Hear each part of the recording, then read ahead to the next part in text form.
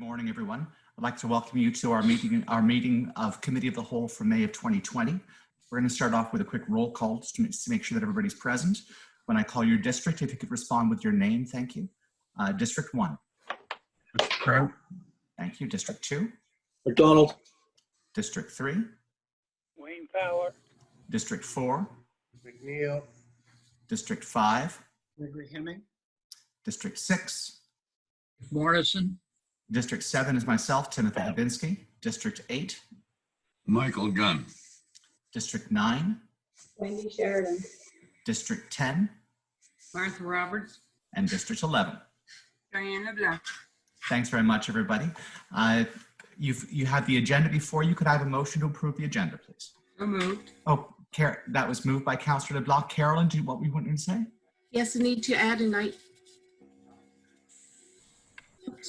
Need to add an item under the in-camera. Okay.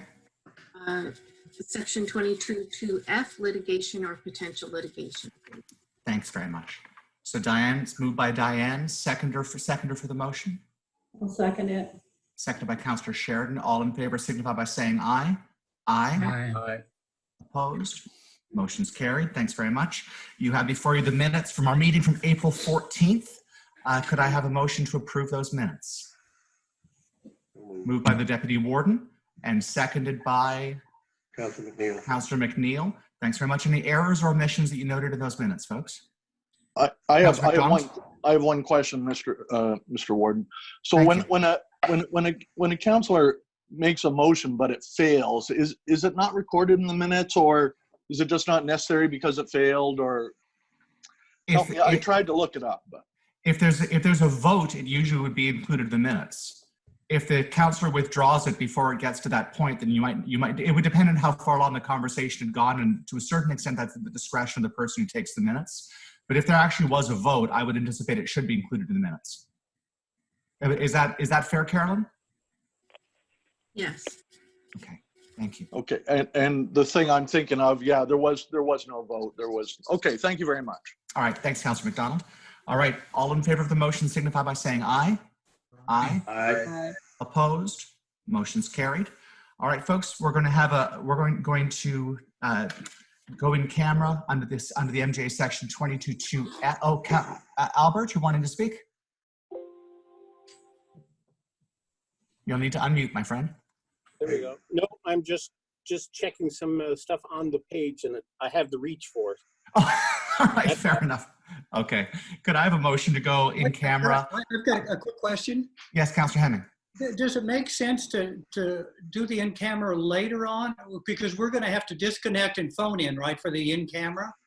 I'm thinking we may have a nightmare trying to connect back in. That's true.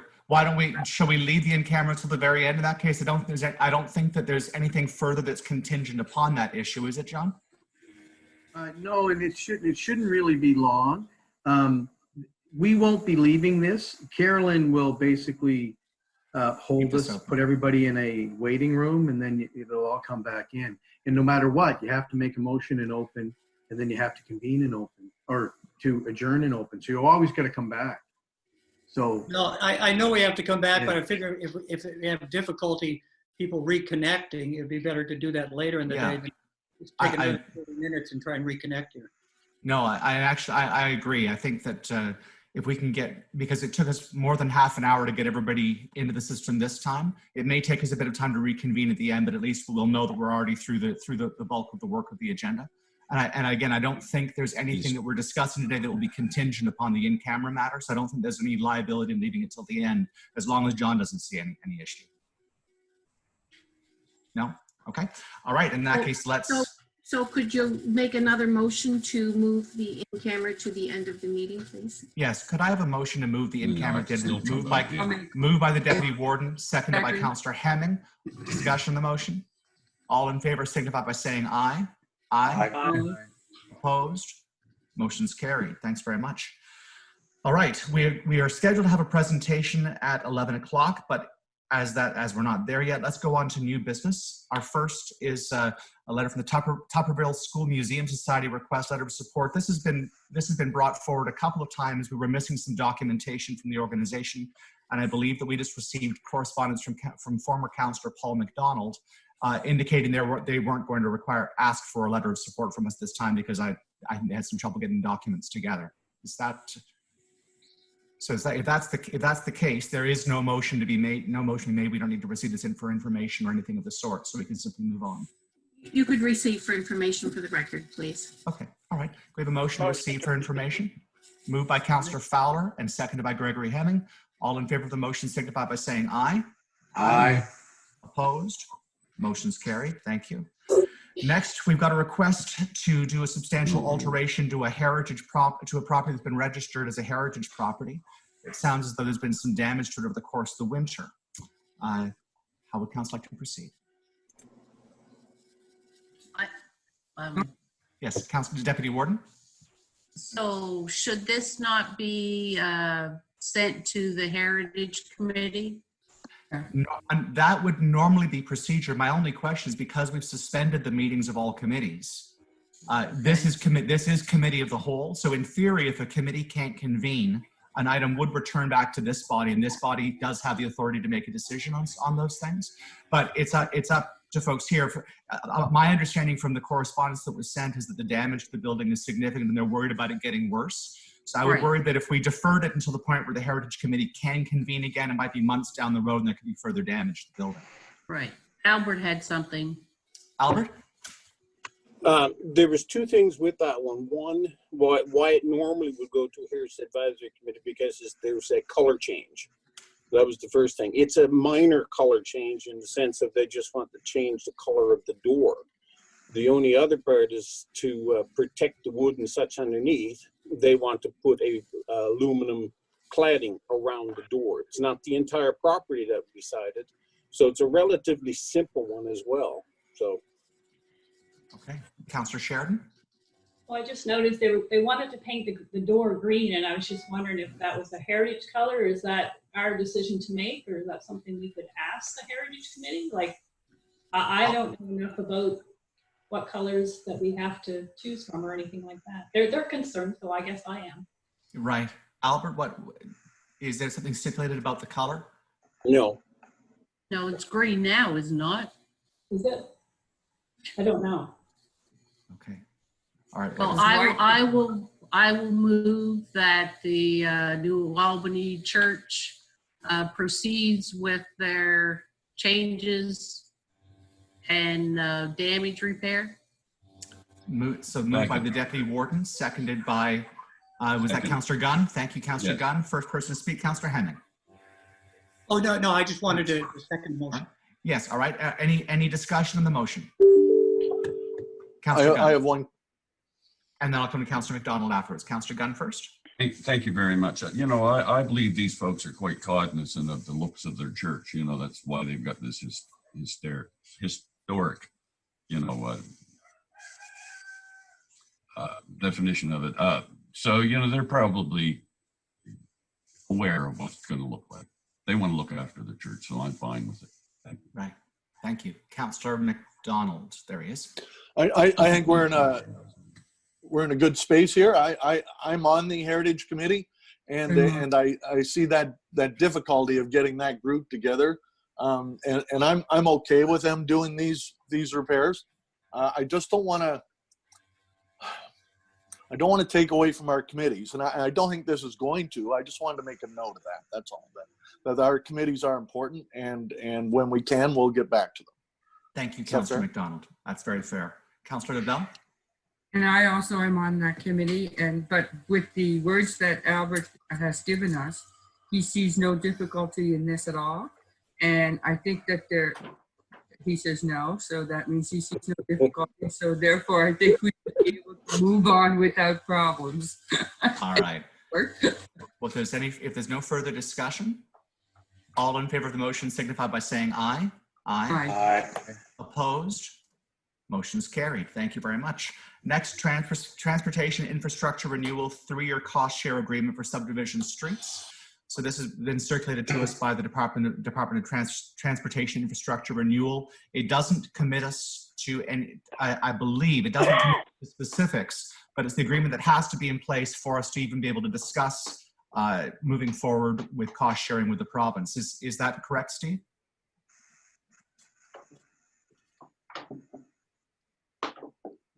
You're muted. That's correct.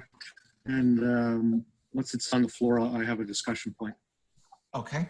All right. Could I have a motion to I think there's a recommended motions on it. It's not, I'm scrolling back and forth on my iPad between the cover page and the actual body of this.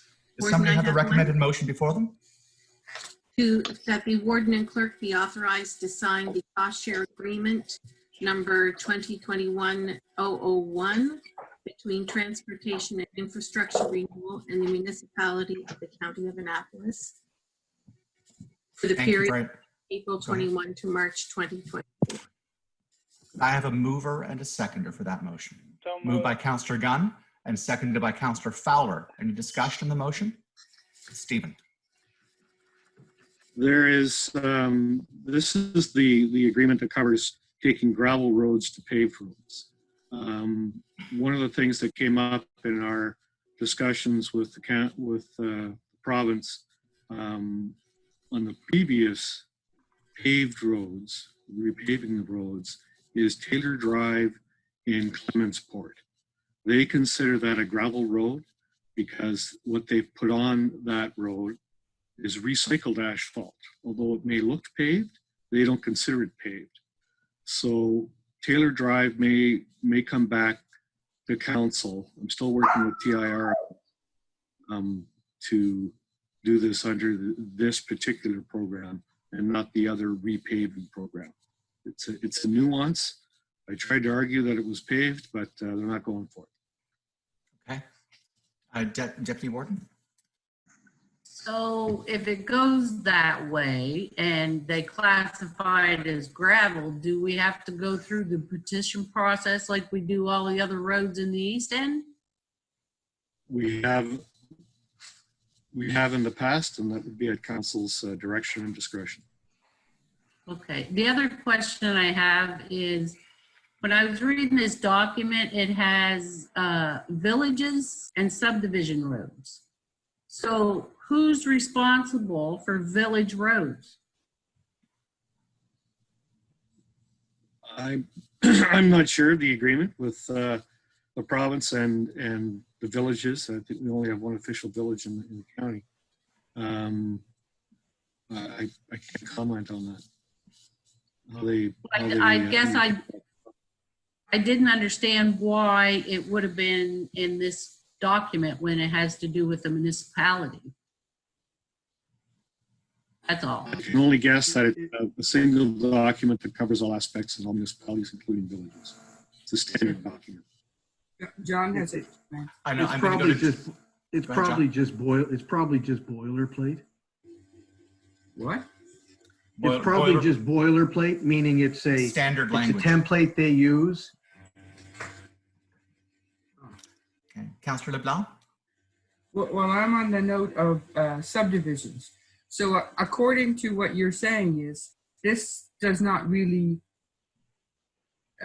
cover subdivisions. It's only gravel roads that could be looked at. Is that what we're saying here, Steve? Or is it just for that particular road down in? No, it covers gravel roads that are in subdivisions. So a number of years ago, this county, as well as many others, allowed for subdivisions to move forward, but did not require them to be paved. I think we changed that in the early 2000s. So like Cotw and Model in the East End, the subdivision was created, the lots were sold, and this particular program covers those instances where we want to move and increase the standard from gravel to paved. But it is newly created subdivisions and that are still gravel based. So as far as I'm aware of, could I continue? Two roads left in the county. That's Ward and this one, as I found out. Councillor LeBlanc, the floor is still yours. So I'll come to you after in a moment, Councillor Fowler. So Okay. does that only cover subdivisions that were done years ago, or I'm not quite sure here? Because what I'm thinking is, well, I'll ask you, Steve, directly. When we're talking about Welton's Lane, it's a J class. Sorry, Walton's Lane. Is it covered? Is it a subdivision or not? Does it qualify? My understanding is that road was created through subdivision a number of years ago.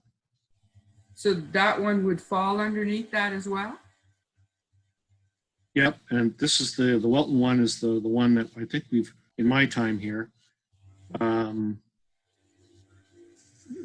think we've gone out to petition at least twice, and it's always failed. I did one, yes. Yeah. But could it still be put on the list in case of? I'm sorry, could you repeat that? Could the Welton's Lane be placed on this list? Even It's on the list automatically because it qualifies as a unpaved subdivision road. But in previous programs, the county has gone out to the petition process. And as I said, the 2 times that we've asked, it's failed the petition process. So it hasn't proceeded. It's always there. It can be considered. And council has the option of going to petition or another direction. so it can be placed on this list as well, is what I'm saying. It's all, yeah, it's, we could place it on the list, submit it, but we're always caught in the bind here with this particular, the petition process, the cycle of budget approvals, and when the paving is going to happen. That's kind of where we got caught up with the Kyle and Michael one. Yes. The petition process really didn't have an opportunity to complete, but the province was paving roads. And when you go under this agreement, and we wish for those roads to be paved, it's the province that has the contractor and they control the timing. So we always kind of get bound up in getting a petition out in a timely manner to meet the province's paving deadlines. And I have one last question. Down this end, in the east end, we seem to have a lot of subdivisions, and they do need repairs. Does repair fall into this at all, or not? No. The repair of subdivision roads, the maintenance of subdivision roads, it's kind of almost like 3 classes. Yes. There's the gravel roads, and there is the paved subdivision roads that took place after the county required them to be paved. The maintenance of them falls with the province, and we pay them an annual fee on a kilometer basis. If they need patching or crack sealing, for instance, or minor repairs, that's up to the province. In terms of recapitalizing roads, which is the program we were discussing before, we have a 50-50 program with the province. But ongoing maintenance is the responsibility of the province because we have an agreement. Thank you very much, Steve. Mr. Fowler? Yeah, the Sandfield roads, are they recognized as a paved road or a gravel road? I'd have to double check our list. I don't have it in front of me right now, but that doesn't ring a bell. Did you say Banfield? Sandfield Road. Yeah. I think. Was that Sandfield? Yeah. Yeah, I don't recognize the name, but I'll check the list. Okay. I think he means chip sealed. Yes. He may mean chip, that chip sealing. Okay. As opposed to the name as of opposed to a road Disagree. name, right? Is that right, Councillor Fowler? Yeah, I guess it would be. So the question, Stephen, was Double check the list. would the program apply for chip sealed roads? Not on the list at all. We didn't hear that. Could you repeat, Stephen? Sorry, your voice broke up as you were saying that. If any particular road, if it's not on the agreed upon list, the J-class list that came to all the municipalities with the service switching in the 90s, then it doesn't qualify. I would say it's a provincial road. It's theirs to maintain, and it falls outside of this program. Further discussion, folks? Wait, just if I might, Wayne, are you talking about Arlington Road? Well, it was mentioned earlier in this, on this discussion about one road that was not gravel, it was I forget what the class of the road was, but anyway, I was just wondering if it was sand seal that they were talking about, or chip seal. Yeah. But anyway. Yeah, because the one that came to mind to me was where they came in on the other end of the Arlington Road, and they only went as far as the dump to pave it. And Yeah, our end of it here is a mess. Yeah. Yeah, same thing with Arlington now. That's purely a provincial road. Their responsibility. Yeah. Oh, yeah, that one, yeah. Further discussion? Councillor LeBlanc? So being that we're deciding which one is provincial, the road on Bloomington Road, you know where that is, do you? Not off the top. Okay, it's going through Nicktaw. It's a back road on 201, the top of the mountain, and it goes to the pit. Bloomington Road. It's that. If it's the way you're talking, it must be a provincial road totally, even if it has some kind of chip seal on it that needs repairs. Okay, great, thank you. All right. Any further discussion? If not, then all in favor of the motion signify by saying aye. Aye. Aye. Aye. Opposed? Motion's carried. Thanks very much. Next, we have correspondence from Mountains and Meadows. They've asked if we would receive funds for them that they're going to be receiving from the Nova Scotia Community Fund. They can't issue tax receipts, but we can, and they're asking if we could hold the fund for them. There's a proposed motion that Nancy Cotw put at the bottom of her letter, which is on, let's see, what page is this? And I can't find the page number right there, but it's 16. 16:16. I move that the municipality of the County of Annapolis receive donations from the Nova Scotia Community Fund to be awarded to the Mountain and Meadows Care Group. Such funds will be dispersed when it reaches at least $100 or every quarter, whichever comes first. Would someone like to make that motion? Moved by Councillor McDonald and seconded by the Deputy Warden. Discussion on the motion. Councillor Hemming. It seems like there's a precedent, but we've done this before, it's my understanding, so I'm not sure I see an issue with it. Yep. I think we had this sort of arrangement, I think, in a couple of different spots. Anything further? All in favor of the motion signify by saying aye. Aye. Aye. Aye. Opposed? Motion's carried. Thanks very much.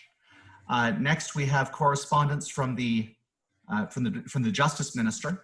This is with reference to the Accessibility Act and timelines. And of course, Council had some conversation about this at our previous, one of our previous meetings. This has been one of the matters that the NSFM has been discussing discussions with the province over, because of course, we all face timelines. There's potential penalties for municipalities in not meeting those timelines. And we're being told that the timelines are going to be extended in some fashion. They're not being entirely specific yet, but it's good to know that some thought has been given to this. I think the right thing to do with this would be a motion to receive for information. Moved by the Deputy Warden and seconded by Councillor McNeil. And any discussion or questions about this, folks? All in favor of the motion signify by saying aye. Aye. Aye. Opposed? Motion's carried. Thank you. And next, correspondence from Trans-County Transportation Society indicating that as of Monday, May 11th, which was yesterday, until the end of this month, they're going to be offering transportation services for medical appointments only. And beginning on June 1st, they're going to resume their regular transportation operations. So this is provided as information to Council. Deputy Warden. I move to receive for information. Would receive information. Seconded by Councillor Gunn. Discussion on the motion. Councillor LeBlanc. I just have a question. Are we going to place this on our website so that they can, the people are knowledgeable of this? That sounds like an entirely reasonable suggestion. John? If somebody's ahead of me, they can go ahead. Okay, all right, Deputy Warden. Oh, no, I mean, I was going to suggest that, but I also wanted to say that TCTS is an identity of their own, and whatever their wishes are to do with that transportation part that they do would be totally up to their board. Of course, yes. Yeah, but it's still good to know. I had a number of calls over the weekend. I actually even had calls from the hospital in Halifax, because they had a patient who's from Parker's Cove, and they were trying to find a way to get that patient into the hospital. So I've been receiving calls like this. These things do trickle in the municipality. So having their notice on our website probably would be a helpful thing for some people who are just wondering how are you going to get to your medical appointments. Right. Good. Councillor McDonald. Do you need a motion in order to get it on the website after we're done with this? That would be great. That would be great, Councillor McDonald. Okay. Further discussion on this? Okay, John. Yeah, sorry. John had called me too from TCTS and wanted to know how we considered their request. I told him that the request was not in the base budget, but council could make a one-time decision in the future as it relates to what they're requesting. And I just wanted to, I told them I would discuss it at today's committee of the whole, so the council's aware. Their request is not in the base budget, as I'm sure everybody knows, but you still could make a one. We weren't planning on putting it in the base budget at this time, and that if you wanted to make a one-time decision, you could. And so council still has that ability to consider their request in that way. Deputy Ward. And I thought that was why council decided to review the budget every 3 months, so we could take into consideration the asks that we couldn't find in the budget. That's right. So to me, at a 3-month period, if there's funding there, then we consider it at that time. Okay. All right. Councillor LeBlanc. And that's exactly what I was going to bring up. But so I'm done. I'm good. The only other thing that's pertinent to this that I would want to just remind council of, though I don't think we're going to take any action on it today, but the question will arise if TCTS is resuming operations, at what point will the municipality consider authorizing Kings County Transit to resume operations through Annapolis County? So we have had correspondence from Glenn Bannon on that, and there has been some discussion going back from council indicating that until the curve actually is flattened and starting to come down, that we were intended to be cautious on this. I think that we may want to have another conversation about it in June just to see how the numbers are looking province-wide. All right. If that's all, then so that we have a motion on the floor to receive this for information, and Councillor McDonald wants to make another motion afterwards. All in favor of the motion signify by saying aye. Aye. Aye. Opposed? Motion's carried. Thank you very much. Councillor McDonald. Yes, I move that we put a portion of their letter on our website to inform our, well, that's too wordy for Carolyn, or for anyone. I want to move that we advertise the reopening, cautious reopening of TCTS on our municipal website. Good. Thank you. Moved by Councillor McDonald, seconded by Councillor Prout. Discussion on the motion. Carolyn? We don't always post on our website business that is someone else's. We may be able to direct them to the TCTS webpage or something, but I think in our policy there's something about what information goes on our website. If that's the appropriate way to do it, I don't think people would object to that. Councillor Hemming? Yes, I think, of course, Carolyn's absolutely right. And this has come up before in terms of private sector business. We don't normally put that on the website, but we could direct people to that information, I suppose. All right. Are you all right with that, Councillor McDonald, as an adjustment to what? I am. I notice on the right-hand side of our website, we have several links like King's Transit, et cetera, et cetera. Maybe it could just be a link right there. I don't. All right. Thank you, Councillor LeBlanc. Are you all right with that amendment as well? Yes. As the seconder? Yes. Okay, Councillor LeBlanc, you'd like to speak? Go ahead. What I was wondering is because this is a one-time deal and things are different, yes, it should be there on the website so that they know this is going to happen until the end of the month. And then at the end of the month, they're probably going to reevaluate what's going to be going on. And that might be the same thing which would happen to King's Transit. So I don't know. And we also contribute a lot of money to this organization as well. So is that different than a different organization? Wouldn't it? I don't know. It's in a different category as far as I'm concerned. However, I might be incorrect. Okay. Councillor Morrison? Councillor. Thank you. Go ahead, Councillor Morrison, and then I'll go to Councillor Fowler after. Thank you. I'm not sure we should be intentionally depriving our citizens of information that will be of great use to them in the current situation. And I think we ought to put on our webpage what they're saying about when they're starting, etc., and for further information, contact. Thank you. All right. What your thoughts, Councillor McDonald? I think that's in line still with the motion, is it not? Yes, I think so. Yeah. All right. If there's no further discussion, all in favor? Oh, sorry, Councillor Fowler. Sorry, go right ahead. Yeah, that's what direction from TCTS to put it on. I'm sorry. What was that? What was that, Councillor Fowler? And that's with direction from TCTS to put it on. Are you asking if we'd be giving TCTS direction to place on their website? That we allowed it to be put on our website. Have they asked to put it there? Is that what he means? Or are you suggesting that we call them? Wayne's asking if we should ask TCTS before we put it on our webpage, and I think that's a sensible solution. Thank you, Councillor Fowler. Yeah. Okay. You're welcome. Okay. Anything further? So perhaps Councillor Morrison. Thank you. So I understand now that what it is we're going to do is we are going to communicate with TCTS, and we're going to ask, please, may we put the information that you sent us on our webpage. Is that what we're doing? Mover and seconder. That's the way it appears. I am on that committee, and they would love to have some recognition on our webpage, but a phone call from John or staff would cement that.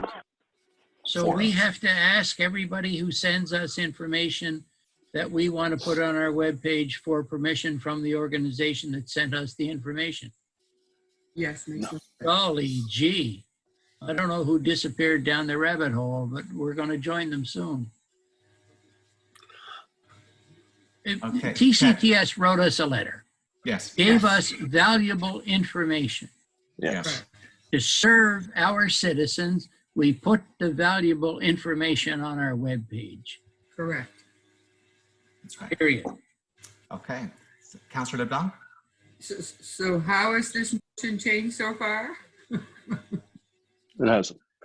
I didn't think so. Could Carolyn read us the motion, or I lost her?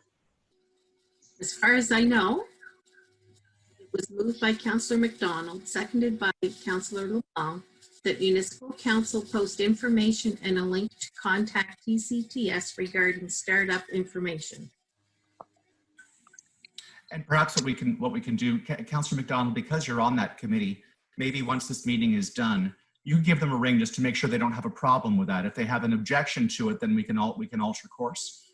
But Mr. Warden, that's a great idea. In fact, I'll contact you immediately after I've done that and let you know the result. Okay, thank you. Councillor Morrison? I'm sorry, although we may end up doing it, I disagree with that. What we're doing now is we are giving the right to put information on our webpage to other folks. So we're going to be making an awful lot of telephone calls. Thank you, but we've talked about this long enough. Okay. All in favor of the motion signify by saying aye. Aye. Aye. Aye. Opposed? Motion's carried. Thanks very much. Okay, let's go on. Our next item is correspondence. We've been asked to provide a letter of support from a request coming from the eel fisheries, and specifically Roland Hamilton's, the Hamilton's eel fishery here in Annapolis County. The Department of Fisheries and Oceans has issued a moratorium on eel fishing. The eel fishery industry, if you've read through the package, you can see the significance that it has to our economy. It provides employment in Atlantic Canada for about 135 people and generates about $15.5 million annually. So it's not insignificant, but in certain respects, it is still a fledgling industry, which is to say it's an industry that could be completely destroyed by the removal of one season. The moratorium that's been put in place, according to the correspondence from Mr. Hamilton, is to address a problem of overfishing that is fairly regionally specific. He places responsibility for that on the prevalence of illegal fishing, people who without licenses who are fishing, and suggests that the 7 eel fisheries that operate in Atlantic Canada, that they all fairly consistently take less than their quota permits them to take of the eel stocks. He's asked us to provide a letter of support requesting 3 things. One, that the moratorium on eel fishing be lifted immediately, as the eel season actually ends at the end of May. So if it's not addressed right away, it'll be an issue. The second is that the Department of Oceans and Fisheries begins to enforce their own legislation and compel people who are fishing illegally to stop. And the third is that they review their process for how they issue a moratorium to ensure that they don't penalize an entire industry for an issue that might actually be regionally specific. But because this is quite time sensitive, I've already drafted the letter of support, so it's ready to be signed. And I'm actually going to request that once this meeting is adjourned, that we hold a very brief meeting of council, so that what we decide here as a committee of the whole can be ratified by council right away, and we can get this correspondence off by the end of day today. That would be our intention. Deputy Warden. I will move that motion to send a letter of support. Thank you. Second. And seconded by Councillor Morrison. Discussion on the motion. Councillor Hemming. I'm uncomfortable with this in the sense that all of a sudden we've waded right into the middle of a controversy with Department of Fisheries and Oceans. And I just think, so what Roland has given us is one view.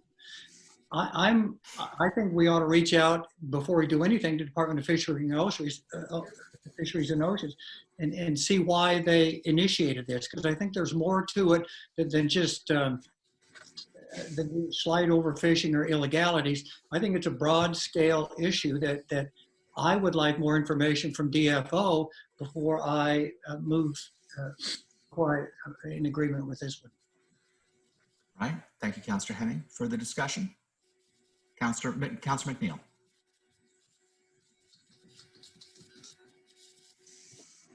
Yeah, I think this is all in regards to natives getting into the fishery right at this point in time. I had wondered whether they did have licenses or not. Now, I wasn't substantiated, but I was talking to somebody who told me that Bear River and Shuby both had licenses. I would think we should confirm that through fisheries before I'm all in favor of giving him support, but I think we need to confirm whether they do have licenses or not. Mr. Hamilton's correspondence does suggest that there are Native organizations that do have licenses, but he suggests that there are further who don't have licenses and who are, in his view, largely responsible for the overfishing. I'm just thinking the one in our area is the one I'm thinking about, Bear River. Yeah. So So they very well may have licenses and be some of the legitimate fisher people, or elvers. And I'd never heard that term before. Councillor Sheridan? Well, I think we had a similar situation in regards to the salmon fishing in the area, and we wanted both sides of that story as well. I kind of agree with Councillor Hemming on this. Like, maybe we should hear the other side before we make a decision. Thank you. Thank you. The only caution, the only note of caution that I would add to that is, because this is really, there's 2 weeks left in this particular season. If we contact the Department of Fisheries and Oceans for their side, and then presumably it takes some time for them to respond to us, and then we reconvene as a council, we're trimming off days. I'm completely sympathetic with Councillor Hemming's suggestion that we should get as much information as we can before we throw our weight. In this circumstance, the package information has been provided by Mr. Hamilton seems to be well thought out. His request on the face of the request for the overturning of the moratorium is the only portion of his request that could be potentially problematic. But the request to enforce the regulations of the Department of Oceans and Fisheries on people who are fishing illegally, I think the municipality should be supportive of that right off the bat. We want our federal government and our provincial government to enforce their legislation and to restrict illegal activity. And finally, his request that the department review its practices for how it issues moratoriums to ensure they don't penalize an entire industry for something that might be regionally specific, again, seems to be a fairly sensible request. I don't think it's objectionable on the face of it. I think it's up to council to decide. We're going to have to basically, whatever decision we're making today on this is going to have an impact. If it's going to have any kind of impact whatsoever, it's going to come from today's decision. If we stop and ask for more information, then I think our ability to actually mitigate things for the fishing industry, like Roland Hamilton's own eel fishery, is diminished. My own personal feeling would be, in this situation, I would accept what we've been given in good faith and provide a letter of support. If we're in error, it's not as though our letter is going to cause damage to the Department of Fisheries and Oceans. They may reply with correspondence that further clarifies the matter to us. Councillor Gunn? Thank you. Thank you very much. Listen, I think this is time sensitive, as you pointed out, Warden. Mr. Hamilton has invested what milk he's made the last few years in Annapolis County. He's, as his letter points out, he's profited a lot of business and helped a lot of people out. And I believe we should support him as much as we can. And the letter of support, I certainly think, is that. Thank you. Thank you. Councillor Morrison. Thank you very much. I don't want to do the job of the Department of Fisheries and Oceans. I want to send a letter of support saying that, 1, 2, 3. And what happens then is up to the Department of Fisheries and Oceans. They will do the necessary investigations, establish the facts, and make a decision. We are simply supporting someone in our county who is doing good, and we want them to be able to continue to do good. Thank you. Thank you. Would you like to hear I can probably pull up the letter if you'd like to hear the proposed letter. Mark's next to me. Personally, I don't think so. Yeah, personally, I don't think so. I mean, I agree with supporting them wholeheartedly. I just threw that out there just for information that I had obtained. So, okay. Like I said, whether it's fact or not, I don't know. But fair enough. No, I totally support the letter. All right. Have we had a mover and a seconder already? Carolyn? Yes. Yes, we have. Councillor LeBlanc? And I was just going to say the same thing. We do support that, and it's urgent that they get this going because of the short season. Because if not, it will cause more damage to the people that are trying to make business in their county or help have people working for them, etc. Thank you. Thank you. All right. Further discussion, Councillor Henry. Yeah, I just want to reiterate.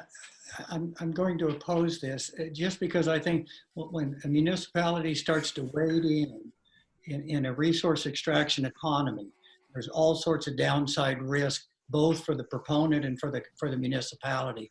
to wedge ourselves into this sort of discussion, even if it's just a letter of support, I think it's going to open up a lot of other debates and discussions in natural resources, whether it's fisheries or forestry or food production. So I'm not going to support this. I just think we need to be more cautious. All right. Question. Further discussion? I thought I heard a voice. I just said question. Oh, question. Thank you. All in favor of the motion signify by saying aye. Aye. Aye. Opposed? Nay. Thank you very much. That's 2 nays, I believe. All right, the motion's carried. Thank you very much. Let's go on next to the COVID-19 property tax financing program policy. So I've mentioned a couple of times that in the course, every week, the mayors, wardens, and CAOs are having a meeting, an online conference call through Zoom with NSFM in order to see where the province is sitting on a set of issues. The issue, of course, that's been most pressing for municipalities is what sort of support the province might be able to provide to ease the financial difficulties that we anticipate emerging from people not being in a position to pay their property taxes. Because of course, municipalities are the only level of government that can't run a deficit. So any shortfall becomes quite a vivid issue for us. There have been a number of different models of how that support might be rolled out and what it might look like. We've been provided now with the draft policy by the province. This is how they'd like to move that forward and how they'd like to support us. It's probably one of the less wieldy, slightly more awkward mechanisms. It will require a fair bit of additional administration in order to manage, but it does give us a mechanism to move forward. I wonder, John, would you be able to say a few words about this and about its structure and exactly how it's going to work? Okay, so basically the province has approved $380 million that municipalities can apply to in order to create a line of credit for themselves in anticipation of property owners that may not be able to make their property tax payments this year. It doesn't waive their obligation to pay it. It allows a 2-year period for it to be paid off. And there's certain other requirements that you have to be in good standing. So if your property taxes were not paid in the previous year, you wouldn't qualify. If you receive funding from certain federal programs, you wouldn't be able to qualify. And actually, the exclusions are laid out in section 4.3. So for example, property owners who have not experienced financial hardship through loss of revenue related to the state of emergency, they don't qualify. Property owners who have received compensation from business interruption insurance towards the payment of property taxes, they would not qualify. Properties occupied by daycare centers in receipt of federal or provincial funding, or those in receipt of other emergency funding.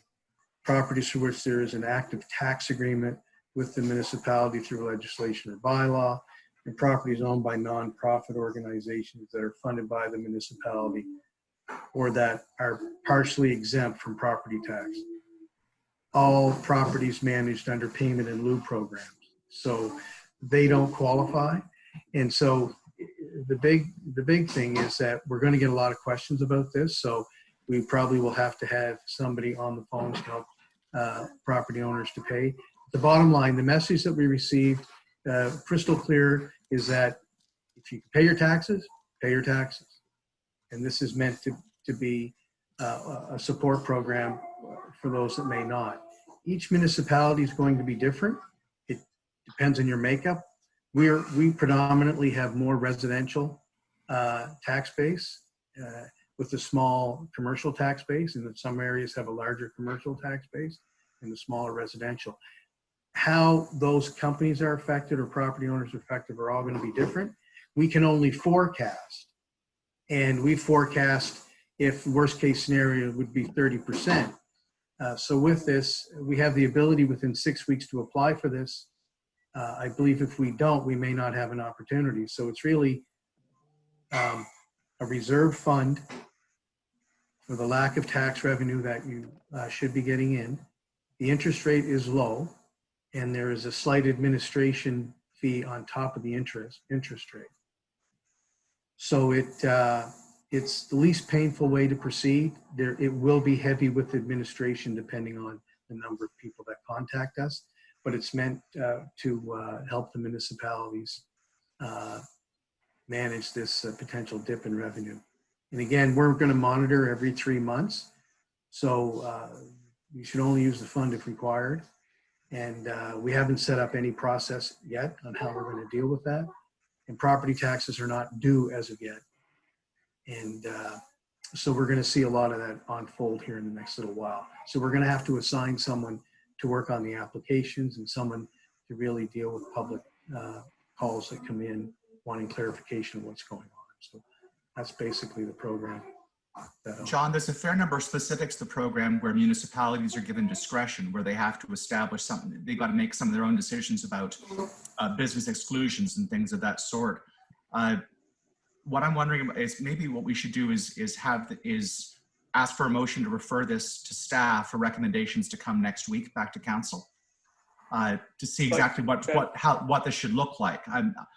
There's a lot of the fine detail stuff that we really do have to make decisions on. I don't think this body is probably the best to sort through all those and decide which are the best options. I'd like to make a motion for staff. All right. For recommendations to come back to council next week, Councillor Fowler? Yes. Thank you very much. Moved by Councillor Fowler to refer to staff with recommendations to come back to council next week, seconded by Councillor LeBlanc. Discussion on the motion. Councillor Gunn. Thank you. So the way I'm getting this or understanding this, we will actually borrow from municipal finance, a pool of money that we can then loan to people to help augment their taxes. And they will pay the interest and service fees on top of this? Or if not, is the province giving any financial aid to the municipalities to help implement this? Thank you. So if I may answer that question, there's no grants. This is simply the only program set up at this point in time. It is an extremely low interest rate. It's with an administrative fee, the interest rate is about 1.35%. It's a very good interest rate. With that said, the property owners are still on the hook for their taxes as this relates, but it gives an opportunity that if the issues that they face due to COVID-19, it can be funded by this low interest program for a 2-year period to get them caught up. It's just an assistance program. It's discretionary for us, and it's also discretionary for the applicant.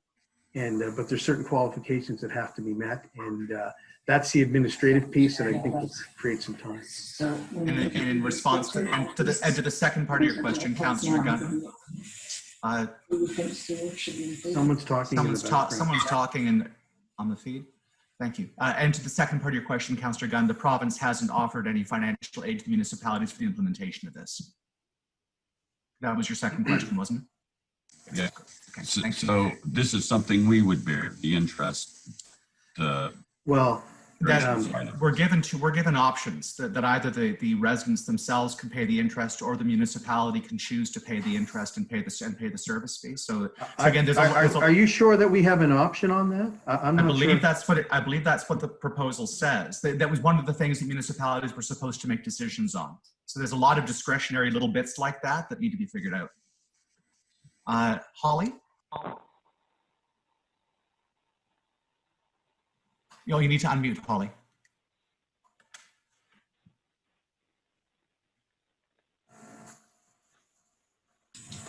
There we go.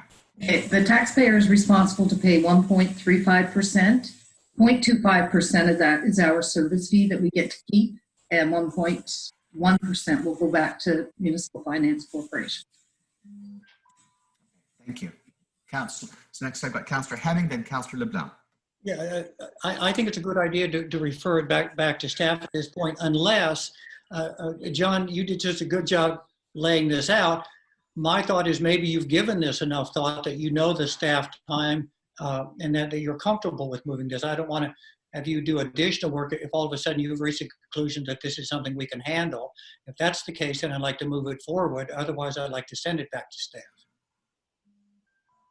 Look, it's a great question. I have been thinking about it, and I've had some brief discussions with staff on how we can gear ourselves up. We'll be looking at taking staff from other departments to assist finance in this particular area, and we're just very preliminary discussions on that. The reason why I think it's important that you consider the program is the timeline to apply, and I think we should apply. And I think we should put ourselves in a position where we're accessing, we have access for money that can help our tax-paying property owners. And so I think we should, simply because we don't know what the future is going to show us. And we're going to evaluate it at every 3 months. Keep in mind, $1 million, I think a year, if we borrowed $1 million, for example, that's 20,000 in interest payment. So if it's 2 million, it's 40. If it's 3 million, it's 60. And it's the cost of doing that business, but it's meant to be recovered. Now, keep in mind, we have to borrow an amount first before we know what we're going to get an application for.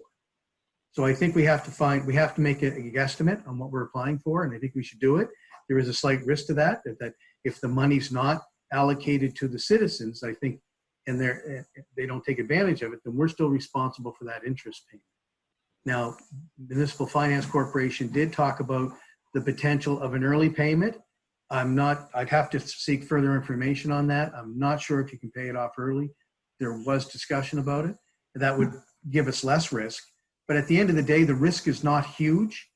And I think the benefits outweigh the risks, and I think we should do it. I believe that at the meeting with mayors and CAOs that NSFM hosted, they said that early repayment wouldn't be possible.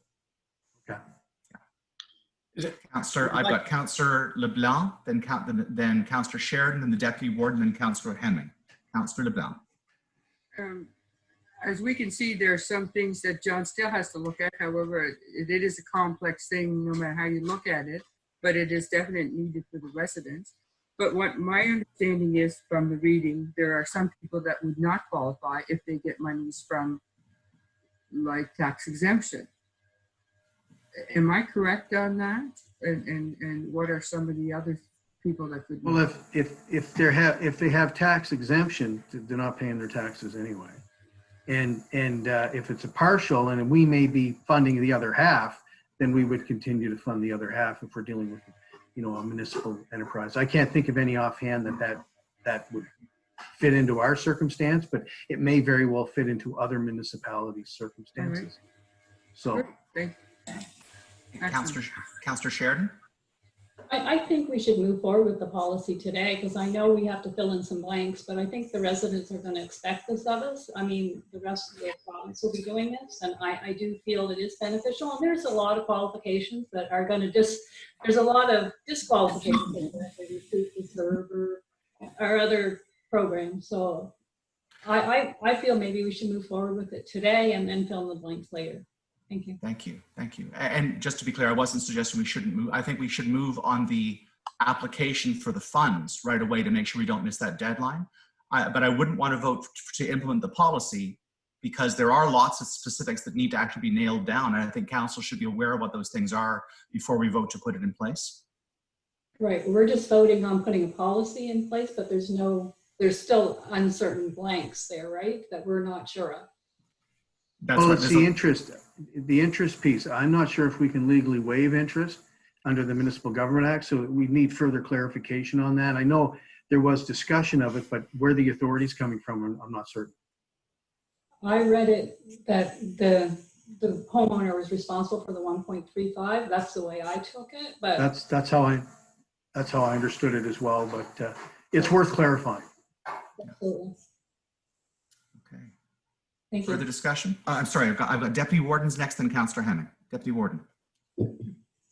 So if we apply to borrow this money, I'm just getting clarification. Once it's borrowed, we can't give it back if it's not used? That was my understanding at the most recent meeting, that once that if we borrow the money, that it can't be repaid early. Okay, so yeah. How does that affect our borrowing rate for the county? Good question. I don't think in this circumstance they're going to get into that much detail. It's a 2-year program. The borrowing of it really has to be paid back by the property tax owner.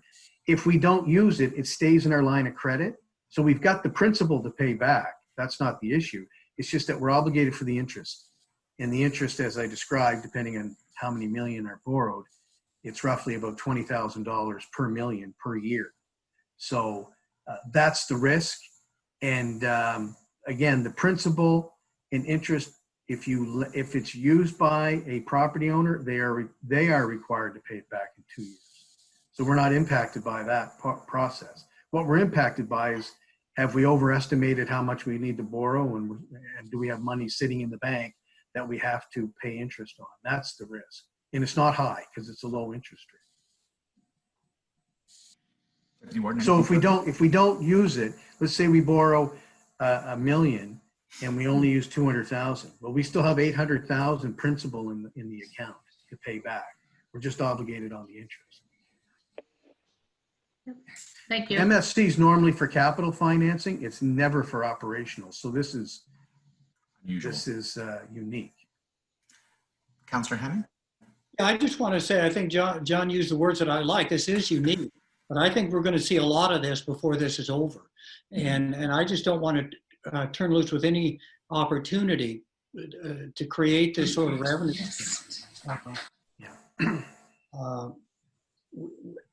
Because I do think the risk is low. I do think there's questions to be answered, but I'd like to move it forward to the next step as soon as possible. Just, yes, that's all. Thanks. Thank you. One thing that maybe that may set your mind at ease a little bit, of course, is that no decision made by this committee would be ratified until next week anyway. So if we're asking for recommendations to come back from staff on some of the specifics of this, that's when council's vote actually would put this in place, because nothing happens as a result of a vote of committee of the whole other than a recommendation to council. Fair enough? Okay. In that case, we got a motion. There's one other question, Dawn. John? Hello, John. Hi, I just wanted to clarify that last point. It's a 7-day process to put it in place. Yes. Oh, if recommendations are, I just sent Holly the draft Word version of that to get finance's recommendations, but whatever comes forward would have to be 7-day notice. Okay, fair enough. Thank you for that clarification, Dawn. Holly? So my understanding is we get our list of customers who are deferred and have 30 months to pay back their taxes. Then that money is what we borrow. We're only allowed to borrow the amount that the taxpayer is deferring or for the next 30 months. That's right. So we don't go out and borrow a pot of money and use that money. That's right. Though we have to we have to guess how large that pot of money should be. So we sort of estimate how many people we think worst and best case scenario might not be able to pay their taxes this year. We secure that amount, but it can only be dispersed in response to specific claims from specific residents. Is that right, Holly? Yeah. That's right. And it's almost impossible to do a guesstimate of how many people. We don't have much people. And council has to decide, do you want to give it to people who already get our low income tax exemption? So it's questions like that need to be sorted out. Even the dollar figure that we would choose to borrow is something that I think frankly council should have advice on. Staff need council's recommendations. You mean council needs staff's recommendations? Well, no, we should have your recommendation, basically. Okay. Yeah. So it's things like the tax exemption. Do you want to, the average tax bill in Annapolis County for a home would be around $1,060 and give $300 for tax exemption. So $700 is what we would recommend that we divide over 30 months rather than using $25 as is in the policy. Okay. So it's still sorry. Go ahead, please. Sorry. It still isn't a huge amount of money, maybe $35 a month over the 30 months. But again, there are people who do get the low income tax exemption you'd want to give it to those people as in addition. Understood. Deputy Warden? No, I'm good. You're good? Okay. All right, Councillor Morrison, then Councillor Sheridan. Thank you. 2 points. In this conversation, person 1 has said something, person 2 has interpreted it differently, and both person 1 and person 2 have agreed. So there's a discrepancy of views as to the actual process. Person 1 says, we need to find out how many citizens are going to apply for this, and that's the amount of money we borrow. Person 2 said, well, we can borrow $1 million, and person 1 and person 2 agreed, but they said different things. So that's got to be sorted out. I'm not in favor of us at this meeting getting into the details of this. I think we ought to recommend it to the Chief Administrative Officer, who will come forward with recommendations, and council will consider those recommendations and accept them or change them or not accept them. I don't want to get into the type of detailed discussion that looking at this entails. Thank you.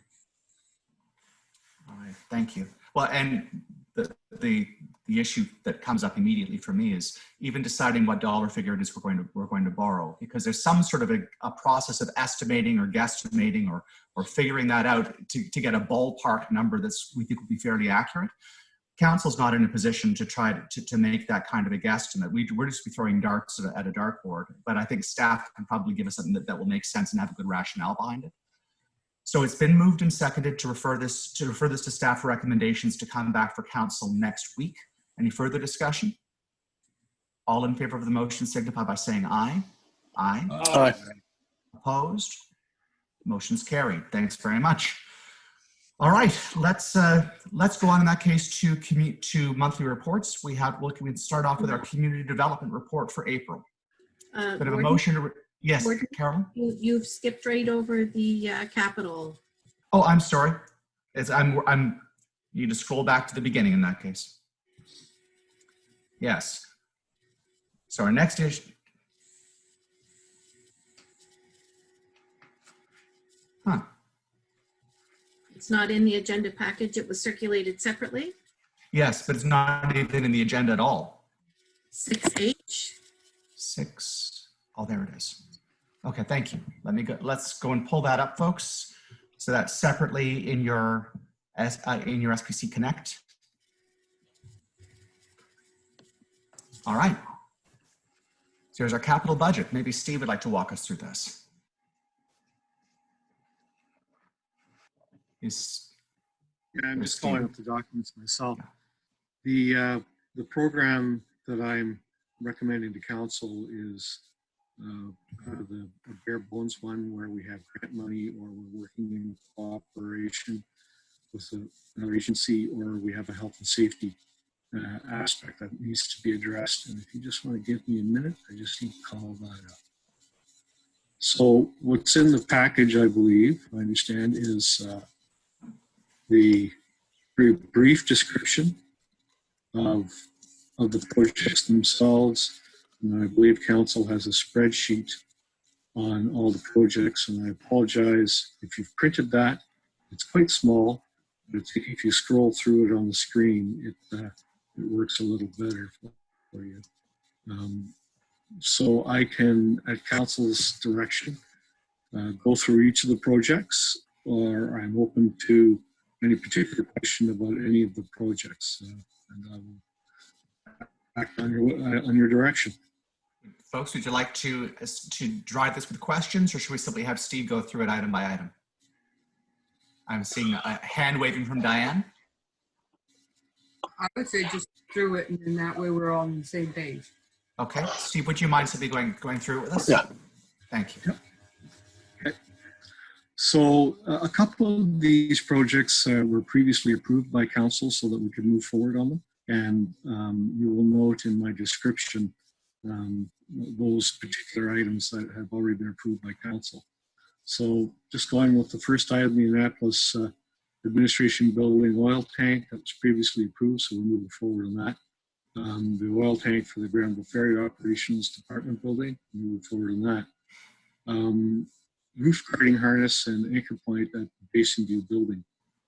This was picked up in the audit, the building audit that was performed last year by the consulting firm. And likely when this was constructed a number of years ago, this was not a requirement, but we need essentially it's a cable system or a restraining system that is either right adjacent to particular HVAC units or rooftop units that are within a certain distance to the edge of the roof. And when they get within that distance, they need to cable up so that they have a fall restraint system in place. So we're requesting council approve the installation of that harness anchor point installation for the Basin View building. Stephen, before you move on from that particular point, I'm just a little curious about the price tag attached to that. Many years ago, I did construction for summer jobs and always had safety harnesses when we were over the 2-floor mark. My recollection of it was that they were fairly simple arrays of cables and carbiners and things of this sort. $75,000 for a system, is it because it's a fairly elaborate package, or because it's simply so many points that need to be addressed? There's so many points that need to be addressed. We have, for those that on council that may have been around or noticed it, we had a similar harness system installed at the administration building. You may see the hookup points at various points around the building. And because it's such a large building, and my understanding, it has to be more than just a clip-in system, but there has to be an actual physical cable restraint system within that area. The estimate given was by the consultant. We'll get the specs drawn up and put it out to tender, and then we'll see where the budget comes in, where the project comes in. Yeah, thank you for that. You can please continue. Moving on with the shower repairs, there's certain mixing valves in behind the shower facilities at Basin View. A number of them have failed. They're no longer available, so we are repairing, and with the CIO's approval, we've started this one ahead of time because the building is not being used. It's just much easier to install. We've had a number of showers repair and fail and leak constantly, and it just doesn't help our water consumption. So we are in the process of repairing those to take advantage of the building and facility being closed down with COVID. Bridgetown admin, the oil tank that was previously approved. Public Works building oil tank that was previously approved. Bridgetown Library disabled access. This grant was approved within the second round of applications, I believe in February. It's about a $7,000 grant, $7,200 grant, as the note says. And we're installing, for the installation of a correctly sloped ramp and the hardware that allows people just to push the button and the door to be open. So this is one of those projects that's supported by the grant, and we want to move forward on it. I had a quick question. The internet project? Stephen, sorry, I do have a quick question on that one as well. Just when it says grant supported by $7,200 grant from the province, does that indicate that the province has also contributed to the Bridgetown Library, or that we've received $2,200 from the province, which is part of the $20,000 that we're providing? We've received the $7,200 in support of the project. Thank you. So the overall project is going to be, and that's our budget estimate. It may come in cheap. But that's what we're looking at with all the hardware and then the physical construction of the properly sloped ramp from the access points. Thank you. The internet project, John and I, and John can weigh in obviously, kind of wrestled with the amounts because obviously the project has been ongoing. But these are our overall commitments for the project, and the majority of this project funding is from a borrowing, and the other majority is from gas tax. So we'll be continually drawing on those funds as we move forward. But those are the total obligations that we've had in place for a number of years. Councillor Sheridan, you have a question? Yes. Is that the same budget we had for the previous contract? It looks similar to me, the amount. That is correct. It's the previous budget, and I had discussions with finance to see, you know, we've been drawing on these funds and basically in short-term borrowing. So I think John and I were looking at the best way to present the council is our overall obligation under the capital plan and the means of which we finance those overall obligations. For the 13 million for the rural part and the 4.8 million for the connected innovation. If I may add, the 13, as council knows, the 13 million is what we're borrowing from the Municipal Finance Corporation. And the CTI has a commitment of a little over 2.9 million. We have applications into Development Nova Scotia where we had a commitment of 1.2. We actually needed a 1.8. So we attached approximately 600,000 gas tax plus an additional amount related to project management. But we're going to wait to see what we receive from the province, and that may free up the gas tax, which was our desire was not really to use it unless we had to for the CTI project. And that's what we have associated with that project at this time. But once we hear from the province, that may very well change. Thank you. All right. Anything further, folks? Okay, Steve, you want to continue with us? I'm just flipping back and forth to particular pieces of paper on the screen. So just a reminder, if councillors have the ability to look at the spreadsheet as we're going through them, the descriptions are ordered the same way they appear in the spreadsheet. And the spreadsheet illustrates where the funding is coming from for each of the projects. And at the bottom of the spreadsheet, it shows our balance for those particular reserves which we're tapping for individual projects. So I'll just wanted to remind council of that. So moving down, the Gordonston program, again, it's a similar program where we've set up, council's approved the total amount of borrowing. I'm not aware of us tapping into any funds, maybe some legal funds, and John can discuss that. The 7.2 million, we have set up a line of credit, and we have advanced certain funds associated with the capital build. The money that the municipality is using will not exceed the 7.2 million, and the 7.2 million will be recovered from the developer as part of the project revenues that come in from the opening of the school. So this is, we're short-term financing at this point in time, which only requires interest payments. And then once the capital project is complete, as council is aware, we would issue the debenture, and then the principal and interest payments would be required. And then we would be seeking a fee identical to that from the developer going forward to pay back the 7.2 million. No more than 7.2 million is being used for this project. That includes any land purchases or anything of that nature. Councillor Sheridan? Oh, you're muted.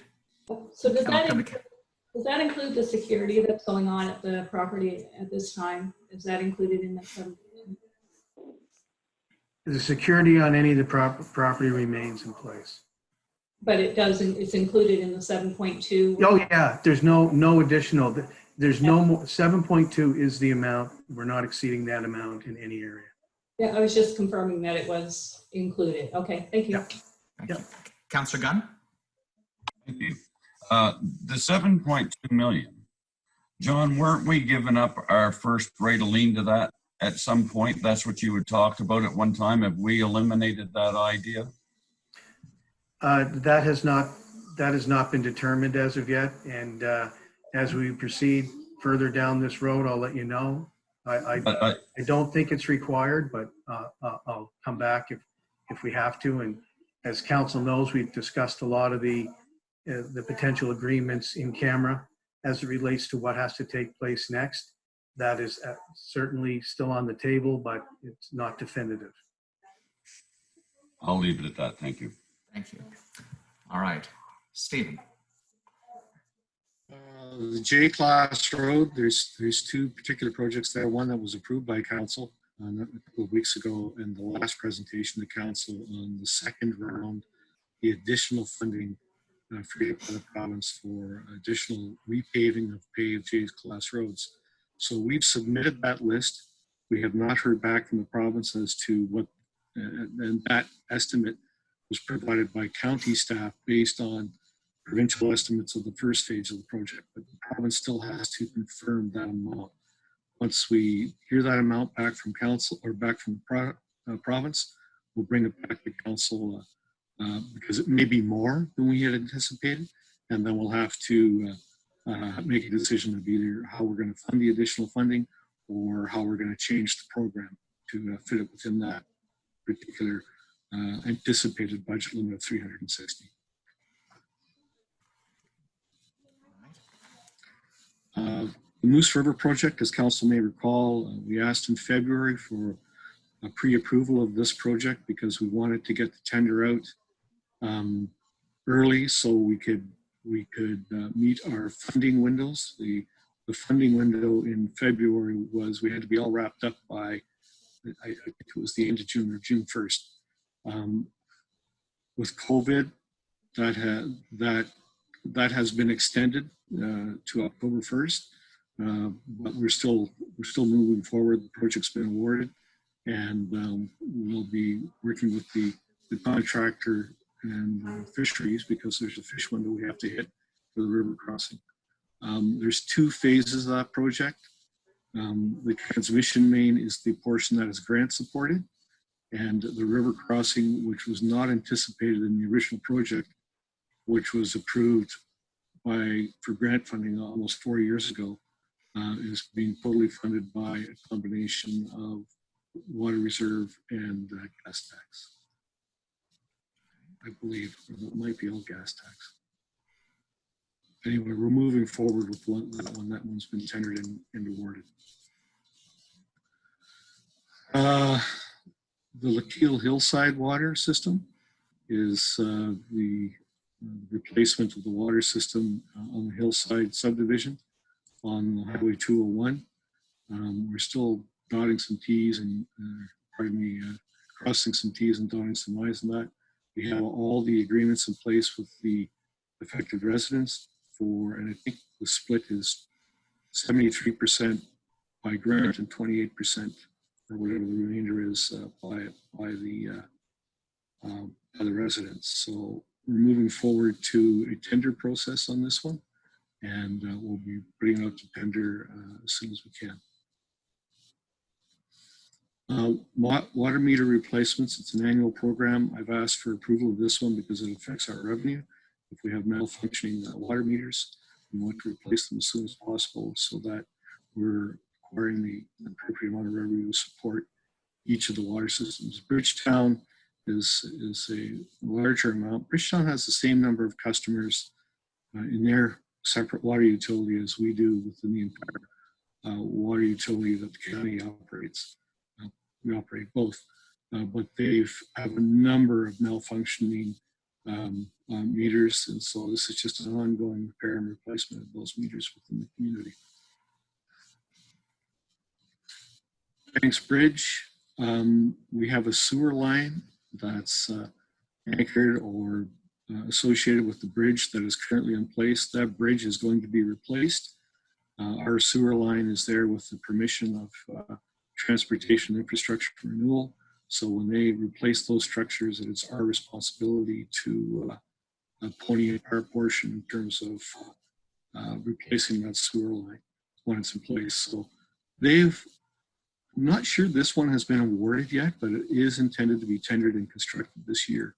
So once it is, we'll be working with TIR and the residents, setting up temporary facilities probably from manhole to pump station so that there's no interruption in service. But I'll keep council posted on that.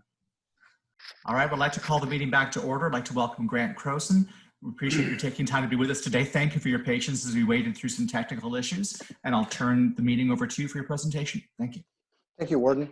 Councillors, my name is Grant Croson, and I am GM of engineering for Eagle Telecom in Nova Scotia, and I'm also the single point of contact with Hatch, your owner representative. First off, I'd like to say I'm not used to doing public speaking. This is not my forte, so please bear with me. I'm a little bit uncomfortable in this role. So I'm here today. I'm going to give you an overview of a website that we have developed, and I'm going to give you some background information on how we come to have this website built. So Eagle Telecom, in partnership with Eagle GIS, purchased a MX7 Trimble camera, and I'll just share a picture of the vehicle. So this camera is mounted on a vehicle, and when we have a project, we will drive the route, and the camera, it's quite interesting actually, it has the capability of photographing 6 images for every 3 meters that it travels. So it gathers a large quantity of data, and it can do this at up to highway speeds with an accuracy of about 3 centimeters. It's quite a machine. So we presented it as an asset management tool. As you can see, anything that you see in this picture, the data points can be extracted and measured. So it's a great record for infrastructure and the like. We use it for our engineering design. As you can see, we can measure the distance between poles. We can measure the attachment heights. At the same time, we can look at pole conditions, ground conditions, tree coverage, the like of that. So all this data is taken back, and we have provided to you folks all of the driving route. It's on a 3 terabyte hard drive that we're sending over to Hatch, as well as a viewer software, which is what I'm showing you now. There's a little toggle here, you can play it. It's very, very much like the Google camera, only everything is geospatially correct. We use the global navigation satellite system. The vehicle is driven down the highway. You can see the speed at the bottom. You can see the longitude, latitude. It gives you the time. So you can stop at any point, and we can view the poles. We can see the attachments, the pole position, all of the infrastructure.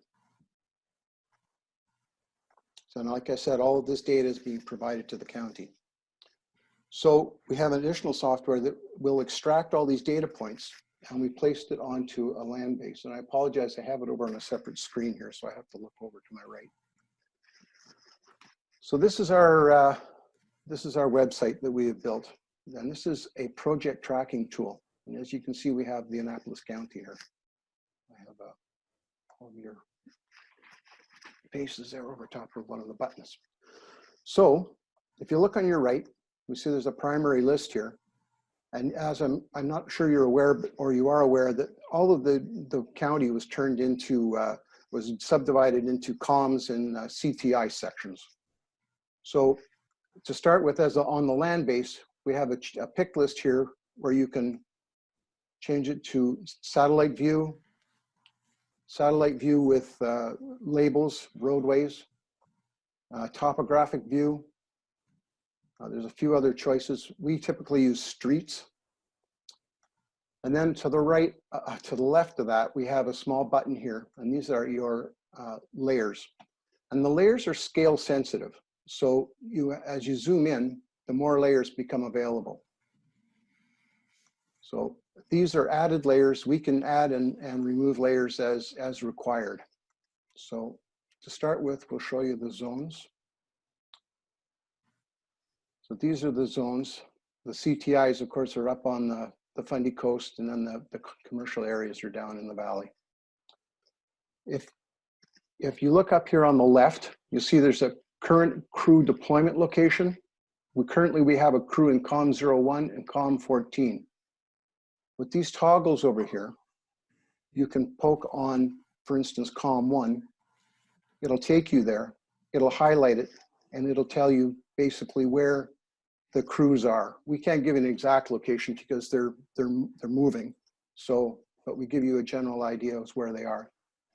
As you see, I toggled on that button to the left here, it came up strand construction to date.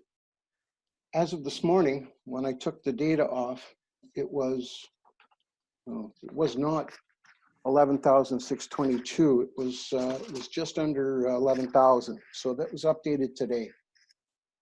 And this website is pretty much real time. We try to keep it current daily. If anything, the crews are deployed by the week for scheduling. So it's very current. So as you toggle through, you can see that it'll take you to another COM. It tells you how much strand has been placed in that. To date, overall, we have up to almost 39 kilometers of strand in place. So back to the layers. As you see, the first layer at the top is water crossing. If you select that, our water crossings pop up as little blue diamonds. On their toggle on the left, on the right here, sorry, I'm getting my rights and my lefts mixed up. Water crossing 11. If we poke on that, it takes us to our water crossing. Each one of these indicators or diamonds, dots, has an attribute associated with it. You can see when you poke on it, crossing 11, the make ready has been submitted. It's not been returned from Bell, and it's not been returned from Nova Scotia Power, and the river crossing name is Allen's River. As well, we've identified all of the multi-dwelling units. It's a next check mark. If you come over here, you'll see there's an indicator that shows you the building. And if you poke on that, the attribute for that is the address. Apparently it has 31 rooms. It's off of feeder pole 3 and the Annapolis Royal Inn. And it's fed by a hard cable, which is a multi-count cable. We've also placed all of the poles that we have driven out, and these are all geospatially correct. If I go to my satellite view, you'll see that these poles actually sit right on the pole. You don't see a pole anywhere around there. These are actually placed directly on the location of the pole. Each one of these poles has its own attribute. This pole is placed opposite of 3896. It's on the main line. It has 0 services off of it, which means it has no feeders to any residences. And it's a power pole, so it's a joint use pole with comms and hydro. We have both placed strand and the fiber route on here. The strand right now is strictly for our purposes for planning. It's our intended route, and it will change as the make-ready results come back. But we don't anticipate it to change a whole lot. But primarily right now it's been used for measurement. The same thing with the fiber route. If I turn off the satellite imagery and all the layers, and I zoom out, well, I didn't. There we go. Oh, I have to turn off my zones as well for a little more clarity. You can see the overall fiber route, and this is the backbone route. This is where all of the services will be fed from. This is, but again, it's in the planning stage. We're not 100% sure what our make ready will come back as. So, and additionally, we have some shortcuts that we placed in here. I'll go back to streets. Some shortcuts just to take you to Middleton. This is considered to be favorites. Bridgetown. So those are the layers and the functionality of the map. We've also placed on four pie charts. And right now the focus of the website is really around the make ready and the progress for the make ready. Our submissions to Bell and Nova Scotia Power for the comms and the CTI sections. You can see down here, we've had 3 returned. We've submitted 22 to date. For the water crossings, we have 5 returned, but I'm sorry, I have to back up for a second. There are 2 tabs here, Bell and Nova Scotia Power. The process is that Bell receives the make ready application first They then turn it to Nova Scotia Power. So we have returned, and we get the return from Bell when they submit it to Nova Scotia Power. So Bell, in this case, has returned 3. We have 22 that are outstanding from Bell. Nova Scotia Power at this point hasn't returned any. The same thing for the water crossings. Bell has returned 5. We have not received 11, and Nova Scotia Power again is none. And then this is just the totals of the 2. So it's a quick view that gives you just a snapshot. You don't have to go drilling around looking for things. So that's pretty much it in a nutshell. The intent of the site is to provide a weekly snapshot of the project process. I believe John has forwarded the link to you folks. You can look at it anytime. You'll see that it's updated. And if you have any questions, could you please provide them to John? And I'll make sure that I see that they're addressed. And thank you very much for your time. Thank you very much. Grant, are you willing to take some questions right now if councillors have some questions right to start with? Absolutely. Terrific. Now, if you could turn off your screen share so I can see everybody else, that would be, maybe I can do it myself. Let's see. There we go. Yes, I can. There we are. All right. So do we have any questions for our presenter? Councillor Sheridan. So I had a question. I had a call from Mr. Parker in my area, Nicktom 201, and he was getting ready to purchase a satellite from the company that does the internet there. And he's asking me how soon would the internet be down the 201 highway in Nicktom? It all depends on how quickly we can get the make-ready back. And really, we have a schedule that we have provided to Hatch. And probably that would be the best route to obtain that information, because they are the owner's representative. So. Okay, thank you. Thank you. Any other questions? Councillor McDonald. McDonald, yeah. Thank you, Warden. Yes, sir. I love your tool. And you say that CAO John Ferguson has a copy of that for us. Am I able to access this tool every morning when I get up? I'd rather look at that than CNN. Absolutely. Yeah, you bet. John, I did send that link over to you. Did I not? If you can resend just to make sure. Absolutely. Yeah. I have to go in and check my computer. Yeah, I'll do it right after this call. All right. And McDonald is, now, this is still me. Go ahead. No, I'm just saying right now, this is not something that we'll be putting out for public access at this point in time, just so the council's aware. And we have to be very cautious about timelines, because it does depend on design work that comes in phases, and it's very difficult to give a specific time. But what we will do, and our intention, is to make sure that when we know a week or two in advance that we're going to be in that community, we're going to be getting information out so that people are aware that they can. I just caution us on timelines. It's very hard to give an exact time. Yeah, very good. And go ahead. It wasn't me. Somebody else was speaking. Sorry, I would like to say that I think the GIS is password protected. Is that Grant? No, this is an open site. This is I can give you the login, and you can reference it every morning. It's not a problem. Okay, great. Very good. And I also understand what CAO John Ferguson said. This is not a public thing. This is for our use only and our eyes only. And yet since you came on, I received an email here saying, "Can you tell me about the truck that's out front?"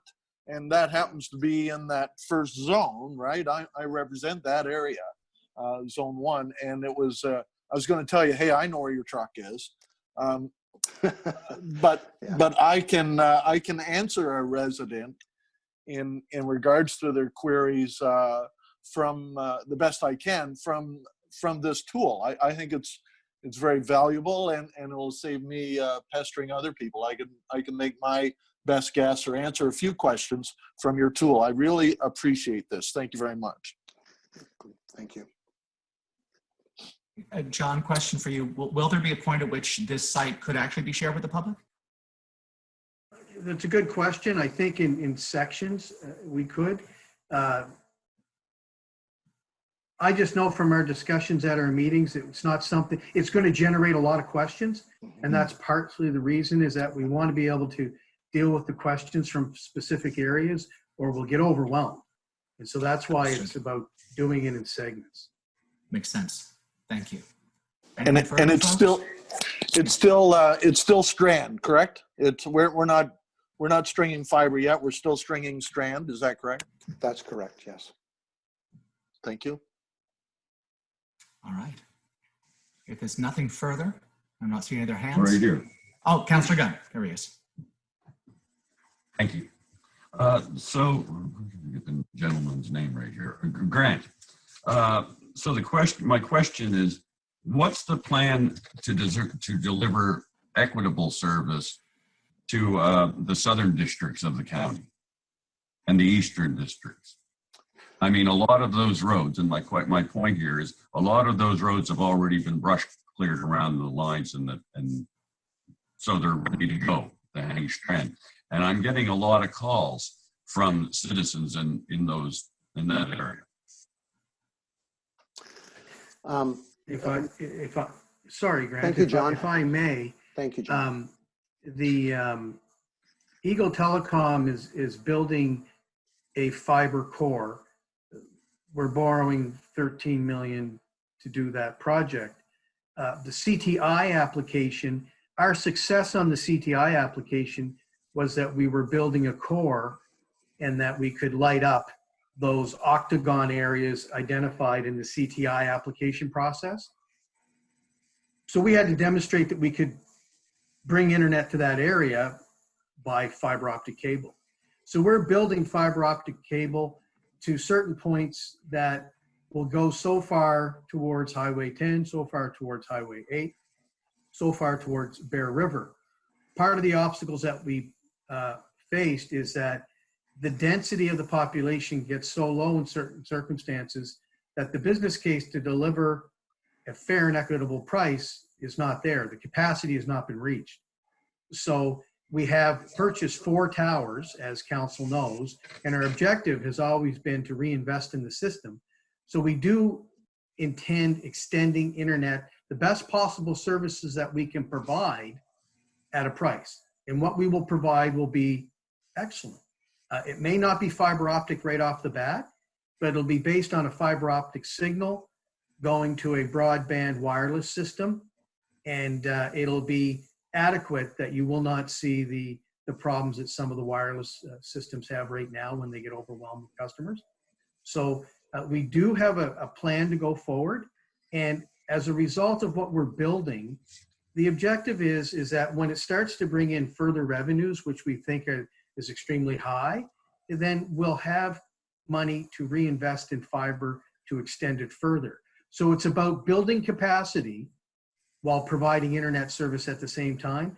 And we can only go so far with what our capacity can provide. But ultimately, we want to reach as many people as possible, and that is our objective. Thank you. So we really don't have a plan. We're working at, once we get the core down through, and what would the timeline be? That's what people want to know. I mean, are these people's going to get left off for months, for years, until the core is down through, or the people are asking questions? Well, part of the process can also mean that we can apply for other assistance. And there's applications that can be put out there now, and the timelines are set, and we're looking at those. So we can't build it all at the same time. It's just not possible. But we do plan on going in that area. It has always been a part of our plan. It has been a part of our plan since we received questions on this in 2016. Our plan is to extend it, and there's a process in how we do that. And right now, the fiber optic process was too expensive. But if we bring in revenues and we can extend fiber optic, we plan on doing that. If we can't, we have other methods of delivering internet that we will be investigating, we'll be applying for funding for, and we'll be moving in that direction. a whole part of our process of the teams that are selected is that they fit the requirement from Develop Nova Scotia in order to apply for further funding. That's all a part of our strategy and our plan. But every time you put something in, the amount of data collected, the information in order for you to put a package together to say this is how much this will cost, that work still has to be done, and that work costs money. So this is all a part of us advancing the program when we have the cash to do so. That 13 million doesn't cover that.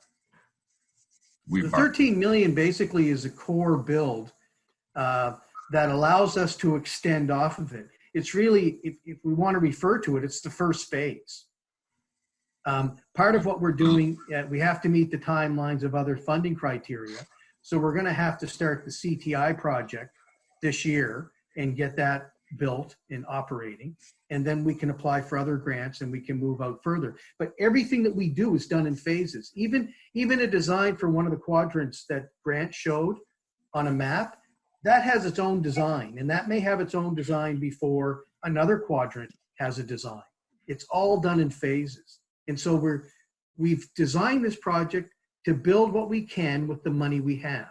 If we don't have the money, we can't build. But our objective is to go after further funding beyond what we're building to extend it further. So that $18 million that we're going to invest in Annapolis County, not the 13, but the 13 and the 5 million, the CTI, that won't cover the whole county. That doesn't cover the county. That just covers the core part. No, That's right. no, we are, that's why we bought towers, and where those towers go have not even been chosen as of yet. We want to go place them so that we can have the best reach with those 4 towers. If we need to purchase more, we are going to consider that. But the idea is we don't even have a signal to where a tower could be placed so that we can feed it backhaul internet speed. So all that has to be done. And we've had a lot of discussions. Everybody knows where the high points are and where the populations are. Selecting a site will come easy. We've even had residents call us and say, look, you can use our land to site a tower. So there's a lot of opportunity going forward, but that design has not been established as of yet.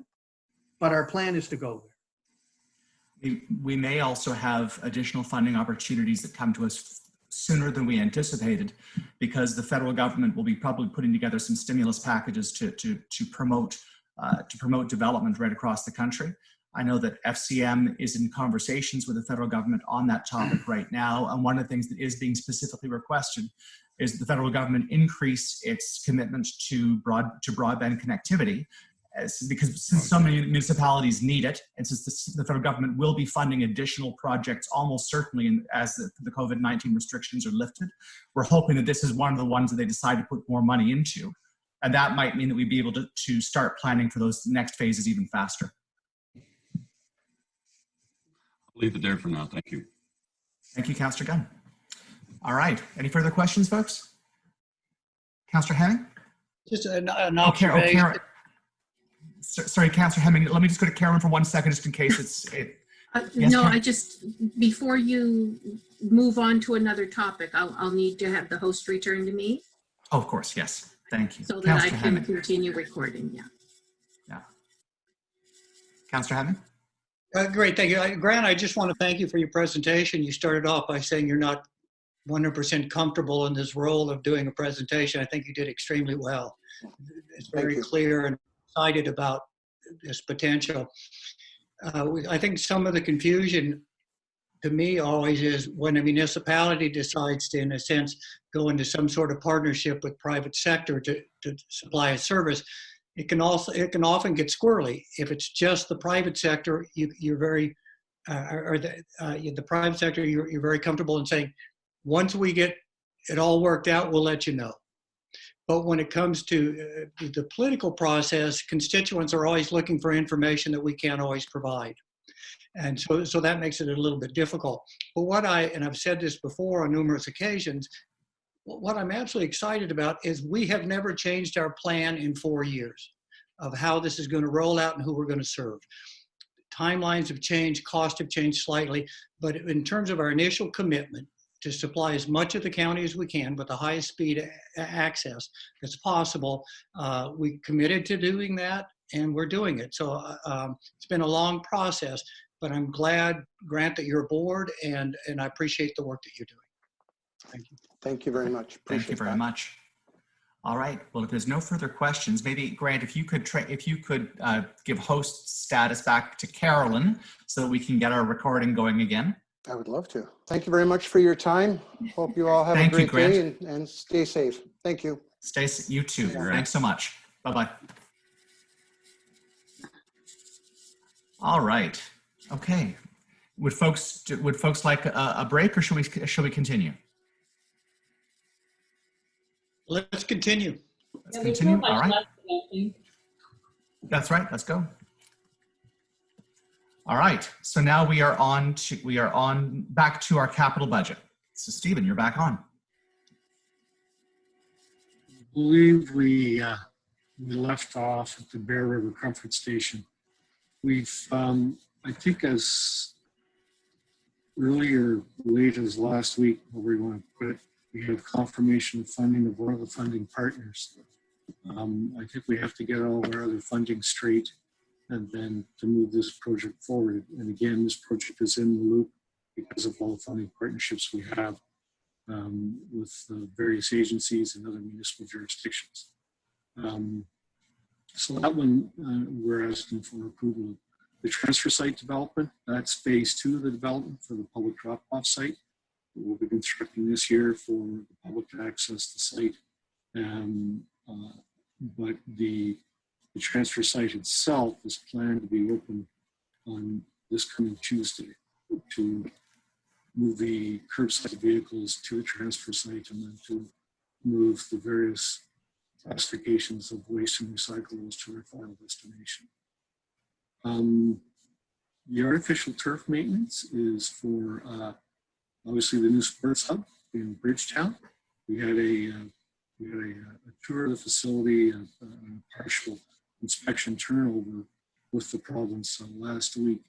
Very impressive facility, and I don't know how open it is to the public. It's still, frankly, under the control of the contractor, but keep council posted as to the status of it.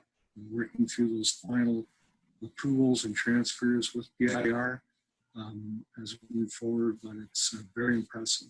One of the items that did come up during our discussion, and it's a point that's addressed later on, further down the capital plan, is a new field house. The existing washrooms associated with the tennis court is in pretty bad shape. I think council should give a consideration of looking at either renovating that existing field house. It's a cinder block building, but it needs a new roof, and the entire interior has to be removed and replaced for washroom facilities. John and I have had discussions. I haven't had an opportunity to review that with Albert and the rec department. Is we assume that when the sports hub facility is up and operational, and we don't assume that to happen very soon, given the COVID situation. But when it does, we assume that, for instance, larger weekend meets or even school day meets, when it gets back up and running, that change room facilities and washroom facilities will be associated with the new school. We have to confirm that with the school. But then those facilities are not open or not available. I think it would really enhance the entire project if council would consider looking at a new field house, and that'll come in down the line here a little bit. But that's simply, I bring that up because we're looking at new specific turf maintenance equipment for those artificial fields. But again, when it's up and operational, or if you have a chance to even walk around the site outside the fence, because I said it's a very impressive facility. Got a question from the Deputy Warden, and then I think John wanted to weigh in as well. Deputy Warden? Well, the sheet that we have and the little sheet that we can barely see, how come the numbers are different? Well, they shouldn't be. Well, on the Bear River Comfort Station, for example, is 33,000, but if you look on this little sheet, It's 33.1. The funding partners, and that might be a rounding error on my part, and I apologize for any discrepancy, but certainly the scope, and I think the vast majority of numbers are correct. We're working with our design contract or design engineer to finalize those numbers, and I will have those numbers reconciled from the spreadsheet to the description sheet before we take it to council next week. okay, so I have a question on the transfer site development. Yeah. I was waving, but so that's an additional to what we've already spent up there? That's correct. We've always envisioned both a public facility for the public to access the site and bring their waste or their yard waste or whatever large materials they have, similar to what's in place at the Western Transfer Station. And then the main transfer building itself, which receives the curbside vehicles. So once that is put in place, will there be more expenditures to continue with the site? Not sure what you mean by continue with the site. In terms of ongoing operational cost? Yeah, well, I think you mean capital. to develop the site, yeah. No, that's our final budget to have the total site development. That was what we've spent this year, which is about $750. This is in addition to. This, yeah, and that's, I guess I didn't understand that because I thought it was the total from last year, which is my misunderstanding. This is for this year's money moving forward. And I know we've switched gears a couple of times depending on the project, whether we're financing it or whether we're funding it out of reserves. But this is for the spend for this year for the transfer station. As council knows, the cost of driving from curbside to the end sites. So for example, the truck picks up 3 streams from every house, and those 3 streams are in separate compartments on that, what we call a smaller truck. Right now they're driving to the end point. They're driving to Cogmagun in West Hants. They're driving to Kentville for recyclables, and they're driving to Aylesford for compost. So the transfer facility is where they take those smaller streams, dump them, they're separated on site, they're loaded into, when the smaller streams comes in, they're grouped and they're all loaded into a larger vehicle so that it can be taken to the end site without frequent trips for the smaller trucks. It actually, the cost is unique in the sense that you can almost build a transfer station year after year with the money you're saving from not having to truck as far. So the transfer facility is an extremely important financial tool as it relates to delivering proper garbage collection and disposal in Annapolis County. And so we want to offer the other services such as citizens coming in and do drop-offs, and we want to buy the proper equipment to do that. It keeps all of our operational costs down, and we think right now, just based on where we are, that we're going to be well under budget right now is how we feel about it. But ultimately, we want to see how it operates and see how that works. But going forward, we think that it's going to be quite easy to keep this within budget. Anything further, Deputy Warden? No, thanks. Thanks so much. I'll turn it back over to Stephen then. Okay, okay, the new standby power plant, as council may recall, when Dorian swept through the site and through our community here last September, we really taxed the existing standby power unit at the administration building. And we have increased the demands for power requirements at the administration building. With that power unit, which was designed for the building as it was, simply can't keep up. So this is for the replacement of that power unit that's inside the brick building behind our main administration building. I just want to add a couple of comments here. Some council may know, or maybe all of you know. Two sets of questions coming in, Stephen. Sorry to interrupt you. I've got the deputy warden and then Councillor Gunn. So I didn't see anywhere in our budgets where we talked about buying extra generators for this typical case as a hurricane or a storm for our different facilities in the county, for like our water utilities and our sewer. We talked about maybe having a, go ahead. There is another generator in the presentation for a mobile generator. In addition to the two we have, Bridgetown has one and the county has one already. We're going to be asking council for a third unit. That's a mobile unit to service our facilities. This particular generator is a standalone facility for the administration building because it's our EOC, the Center of Operations. Okay. Councillor Gunn. Thank you. Thank you. Stephen, I'd like to ask, how many KVA is this new generator we're getting? This isn't something at $60,000 we're buying out of Home Hardware. No.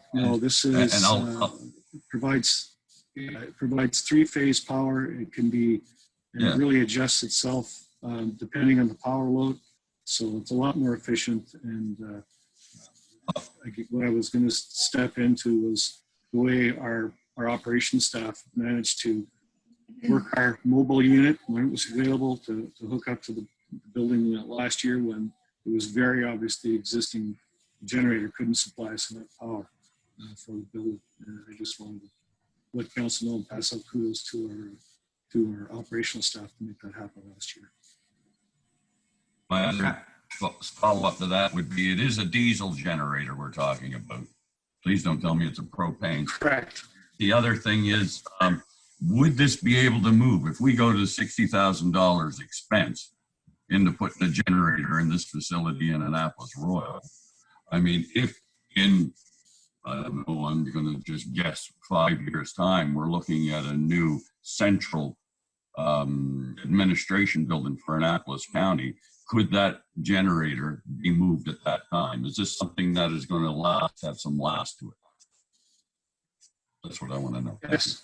Generally, as I understand it, with talking with our electrical staff, these are 10, 15, 20-year units. I think the units that we have now is 20 years. But they are, and if you're moving it from permanent installation to permanent installation, you can do that. Councillor Gunn? All right. Okay, Stephen, back to you. The Granville Ferry water supply, this is really a provisional budget. As council can remember, we're working with D&D. They're instituting some new protocols in terms of security and access to their facilities. Our Granville Ferry water supply is on the D&D property north of Granville. And these are the expenses that we expect once the project is completed. But really the timing of it is up to D&D as they phase in their improvements and phase in the requirements that we have to meet, such as fencing, a new access road, additional surveys, and additional water sampling. This is really at they're driving this, but this is the overall budget they've requested for us moving forward on this project. Okay. The next project is this was identified again in the building assessment for the Basin View area. There is in the track area, if you're familiar with the building, there appears to be some ongoing separation of two of the walls at the Basin View Center. And this is to provide a more thorough engineering assessment of what's causing that building separation and to give us some options as to how to repair it. And of all the requirements within that extensive study that was done. We talked about the roof restraining system and this building separation are the ones that we feel is required to move ahead.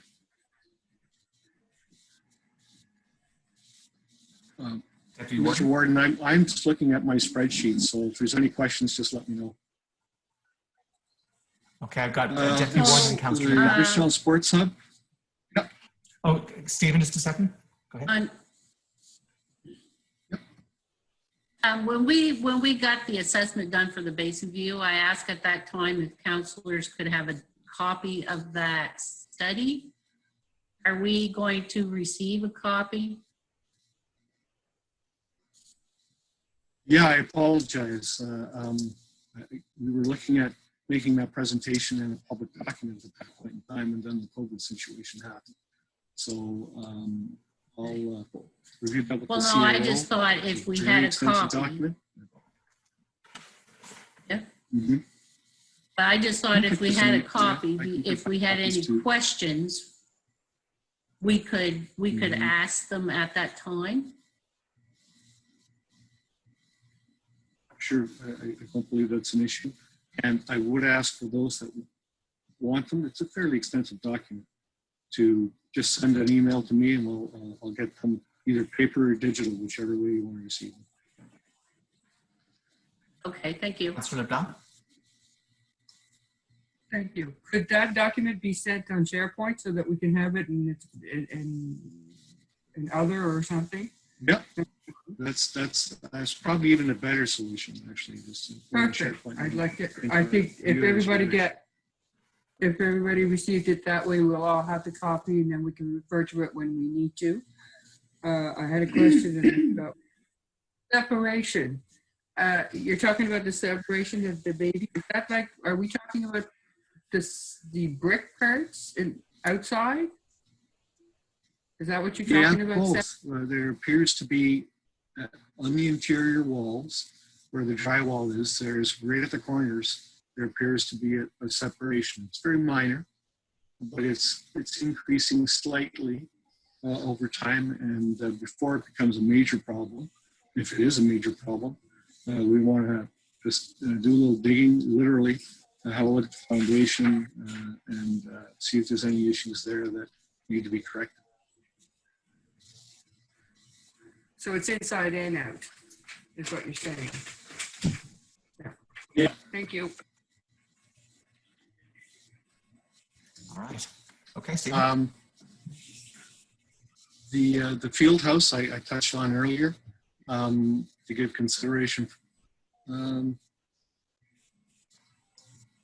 Sorry, I'm just getting a signal on my laptop. My internet is unstable, so if I drop in and out, please let me know or send me a text. Okay. For consideration and because I think it would really enhance the facility at a minimum to renovate the interior of the existing field house there, to really look at all the requirements that a facility of this stature would require in terms of an operating field house. There was a field house slated for this facility, but because of budget considerations, it was dropped. So at a minimum, I think we need to renovate the existing one and install some washrooms. It's got mold issues. It's only got particle board on the inside. And an addition and some additional storage that could be incorporated into the renovation for the storage of our specific equipment that needs to be on site. That piece of equipment, the $20,000 piece of equipment for the turf maintenance, and some additional storage for the field for hurdles or any kind of sports activity that's happening at the site. There currently is a small cedar shake building on site that has been used in the past for storage of sporting equipment. It was moved as part of the construction, and it's literally being held up by cross members inside of the structure. So I don't see a future for that building either. So that's what this project would be about, but certainly the scope needs to be refined. We've only identified this need as a result of the inspection we had 2 weeks ago. I've got three different people on tap. Councillor LeBlanc first, then Councillor McNeil, then the Deputy Warden. Was there somebody else that I missed? Councillor Sheridan, thank you. All right, Councillor LeBlanc. Steve, I was looking at this number, and if you're talking about washrooms, I'm thinking you're talking 2 to 4, and trying to integrate storage units somewhere alongside to keep all this equipment. How large would you predict this building to be? Well, I think we need to investigate. We had originally anticipated at the staff level, certainly a need to build like a double bay garage to store our equipment and to provide the other side for storage of sports equipment. Once we had a look at the existing washroom facility that's there, strictly tennis courts, it was very obvious that those facilities need a complete redo. I think we need to investigate it further as to whether that building is salvageable and whether it would be cheaper for us to look at a total combined facility or 2 separate facilities in close proximity. The other issue that we have identified there in terms of the washrooms is they need to be accessible. So we would have to incorporate that as part of the accessibility portion of our facilities. So it needs to be a little better defined as we're going through it. Mm-hmm. Okay, great. I'll be waiting for that information. Thank you. Councillor McNeil. Yeah, I thought in the original tender, Steve, there was supposed to be a washroom built up there at the track. There was. It was dropped because of budget. Who dropped it? The province, TIR.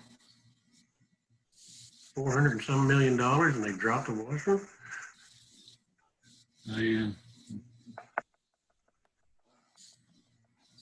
Secondly, if I might, you're saying this building is separating?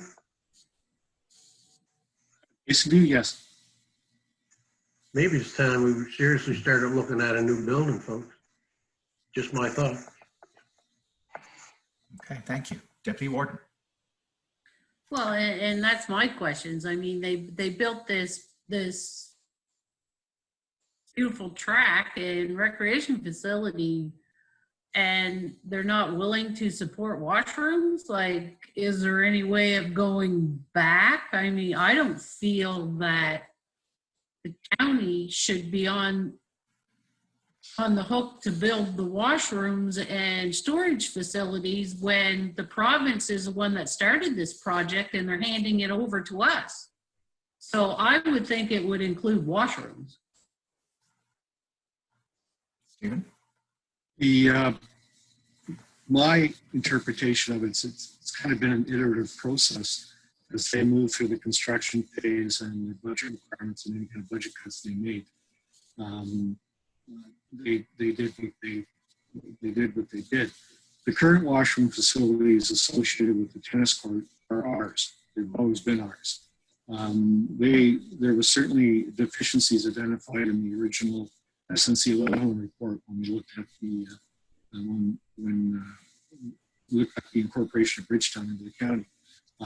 So I think regardless, whether that sports facility was there or not, we would have to do a major renovation of our own washroom facilities at some point. Well, no, and I understand that, but now there's 2. I could understand us doing our own. Mm-hmm. And I agree with you, Councillor, and I think it's time we take a step back, maybe work with TIR, with the province, in terms maybe this anticipated economic stimulus packages. But my recommendation to council is that associated with this very top-end brand new facility, we should seriously look at a minimum renovating our own facility to support it, or look at the option of a combined facility and having some discussions with the province about how we can move that forward jointly. Yes, I would like to see that reopened, because it's like I said, they're the ones that brought this project forward, but now it seems like the municipality is going to end up spending a lot of tax dollars on finishing touches. When really that wasn't my understanding. Can I add in? Step Ryan here. Just want to let you know, I've been working with the advisory committee, and we've known for a long time that the field house was not part of this project, and that the washrooms at the tennis court, which we own, would actually have to be used. And what we did ask them to do is to bring in new water to the facility, and they have. So we have a new water line into it. They're also spending a fair amount of money on what we call is a setup for the bibs, which are the water lines that will be used to water the North Field and to the youth field as well at other sites. They also did major renovations to, they've added a whole new electrical panel to the tennis court. So they have, did step up, but they always assumed that the actual washrooms would be the county's responsibility because in fact it was our building. So they have made a really big investment from electrical point of view and to bringing in a new water line to that. And I understand that, and I'm grateful for that, but I guess I would have liked to have been informed that we were going to spend more money completing the facility when we took on this project. I have you, Councillor LeBlanc. Next speaker up is Councillor Sheridan. Don't forget me. I'm just trying you're after Councillor Sheridan and then Councillor LeBlanc. I was just trying to understand where the tennis court washrooms are. Is it very close proximity of the field now? Like, I mean, is just how much walking distance is it? I'm not familiar. It would have been at the northeast corner of the old high school property. Okay. So I think it's not really terribly close. I wouldn't think to the field. There will be a walk involved, right, Deborah? Yes. Okay. And are we adding additional washrooms in the facility, or just using what is existing there? John? If we that the review of the building has to occur, and one of Steve's things is that, is it going to be more costly to tear apart and renovate, or is it going to be more effective just to build new? And right now we think it'll be more cost effective to renovate, but we're not certain. And so we may make that choice as it relates to going forward, which would be the most cost effective way to proceed. John, is there some sort of a formula that relates to the anticipated capacity of the sport facility and how many bathrooms it should provide? Oh, there are. There's requirements for a variety of different activity, and it's hard to predict how many people may be at a site, but there should be a minimum number. Part of the problem is that I think during a lot of school events, the school may very well be open for their access to their changing rooms, and we have to verify that. But there's going to be a lot of other activities outside of the school that may have a relationship to the new facility, and washrooms and accessible washrooms are something that I think the municipality will have to consider.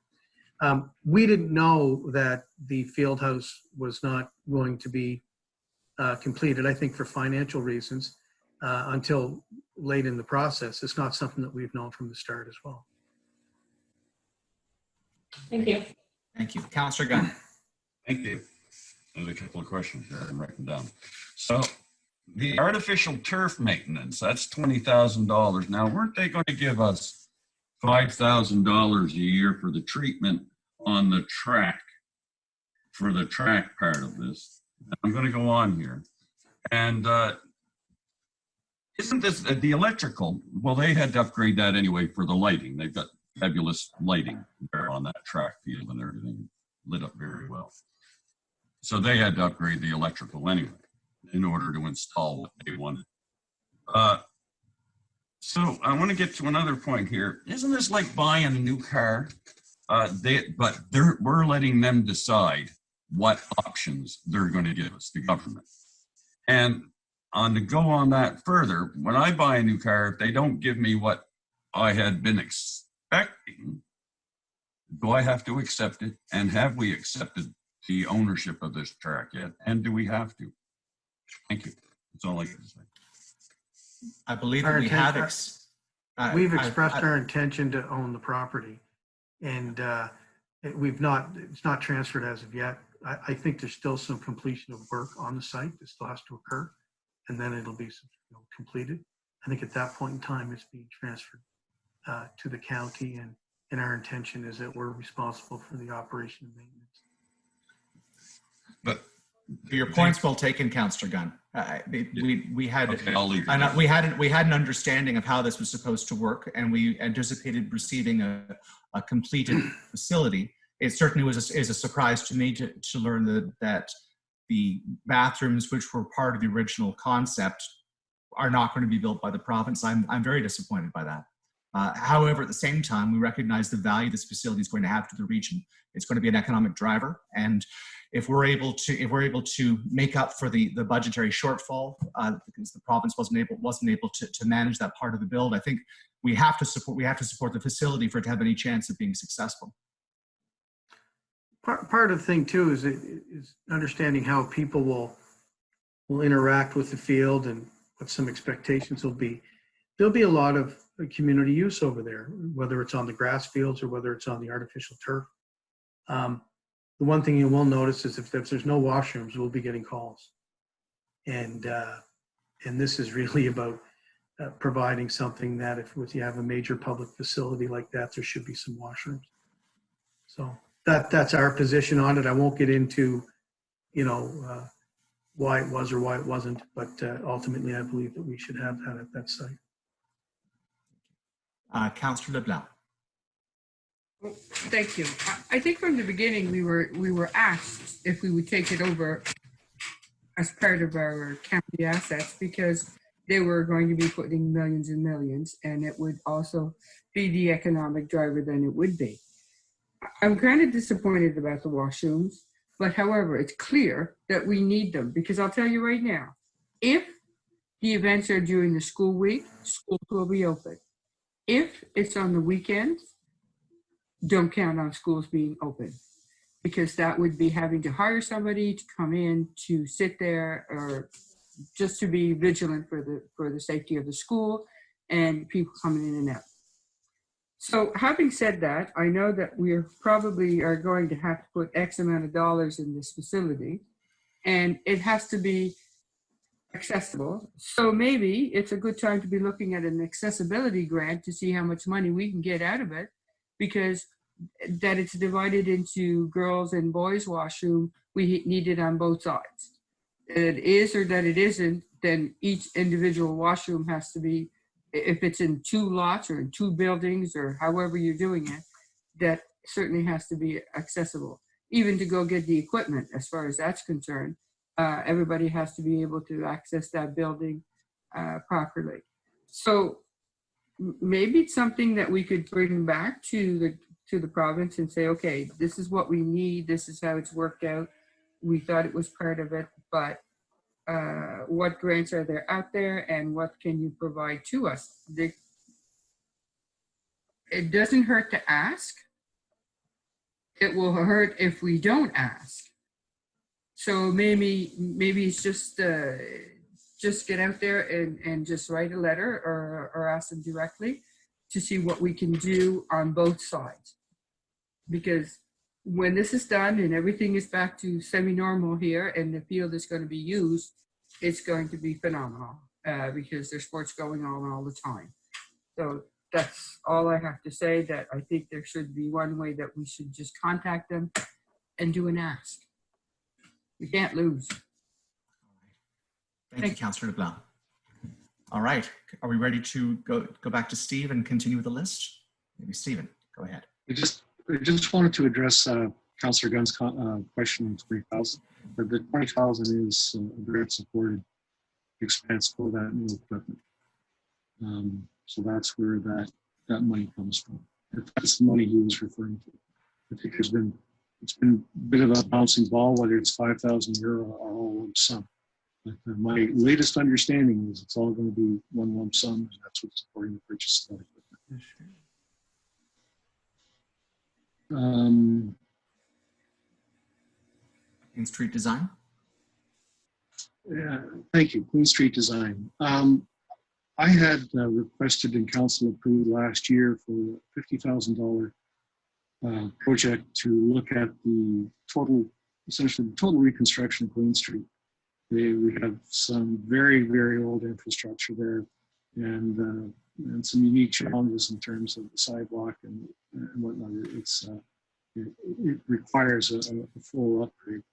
We put that out to an RFP late in the year, and I think the actual quoted estimate from the or bid by the successful engineering firm was about $77,000. I just rounded it up to 80. It's outside the original scope of or outside the original budget as anticipated by the capital plan approved last year. But I'm asking council to move forward with this because I think this would be, if we have the design ready and ready to go, and the economic stimulus money comes down that addresses all our portion of this type of infrastructure improvement, we're ready to get one right off the shelf. Sooner or later, this has to be done. But I think it's a really well-contained, highly visible project, which is attractive at a lot of different government levels when we release these grant funds, and certainly it's required. Councillor Morrison? Thank you. Boy, am I ever in favor of this. There are a lot of good people on that street trying to give services and trying to make a living in various functional areas. And to drive or even walk or even look at the street is a great disappointment. This is a wonderful project and we ought to do it yesterday. Thank you. Thank you, Councillor Morrison. Councillor McNeil. Yeah, especially Bridgetown. I mean, we've got infrastructure in the ground like it was back in the 40s and 50s there.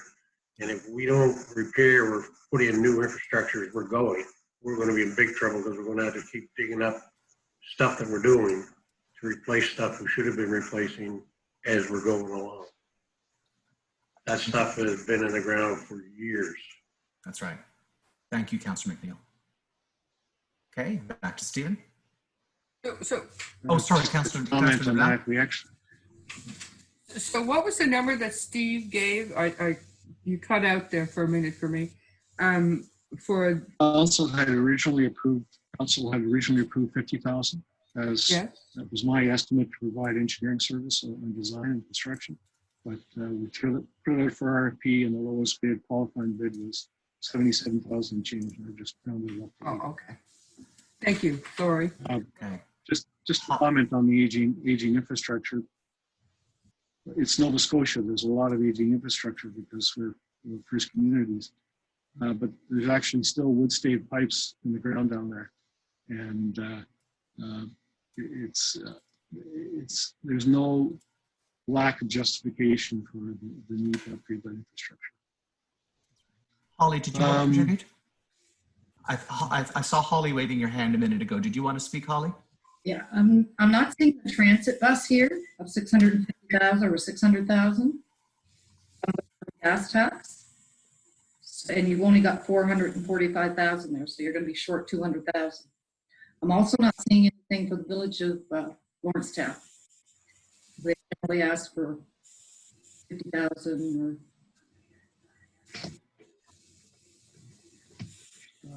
I have to go back with finance and see if that was taken out because that was previously approved. But you're right, we'll have to double check that, and that would certainly change the water in the beam a little bit. You'd be short $200,000 in your gas tax. Yeah. That's just for the bus alone. In terms of Lawrencetown, their scheduled ask, I'm just looking it up on the old 5-year plan.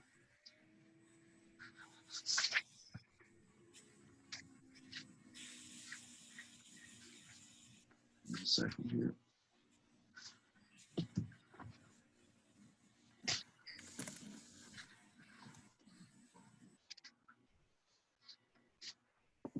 Was that for this year or next? Bus? It's this year. It's not this. They've already ordered it, so we'll be paying for it in November. Yes, coming due in September, October. Yeah, but what are the sources? What, the funding source? Yes. Gas tax.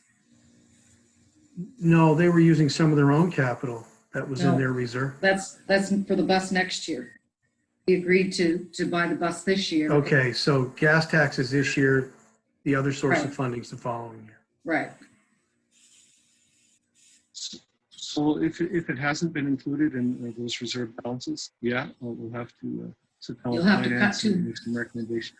You're going to have to cut 200,000 from your budget. I understand that. Have to sit down with finance and John and see what we present next year or next week. It doesn't necessarily in mean you terms have a of cut. warrants- There is still gas tax that he hasn't accessed. It's Um, showing in terms of war, It's showing a remaining balance in the reserve at year end if all these projects go ahead, 445,000. And the bus isn't in here or Village of Lawrencetown.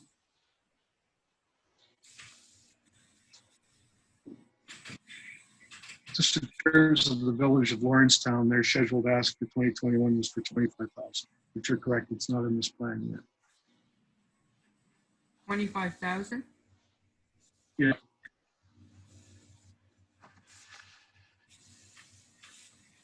If I may. That was so staff. What was that? What was that allocated towards? What's the development?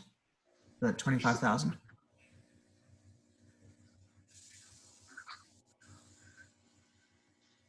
I'm just looking it up here in my 5-year plan.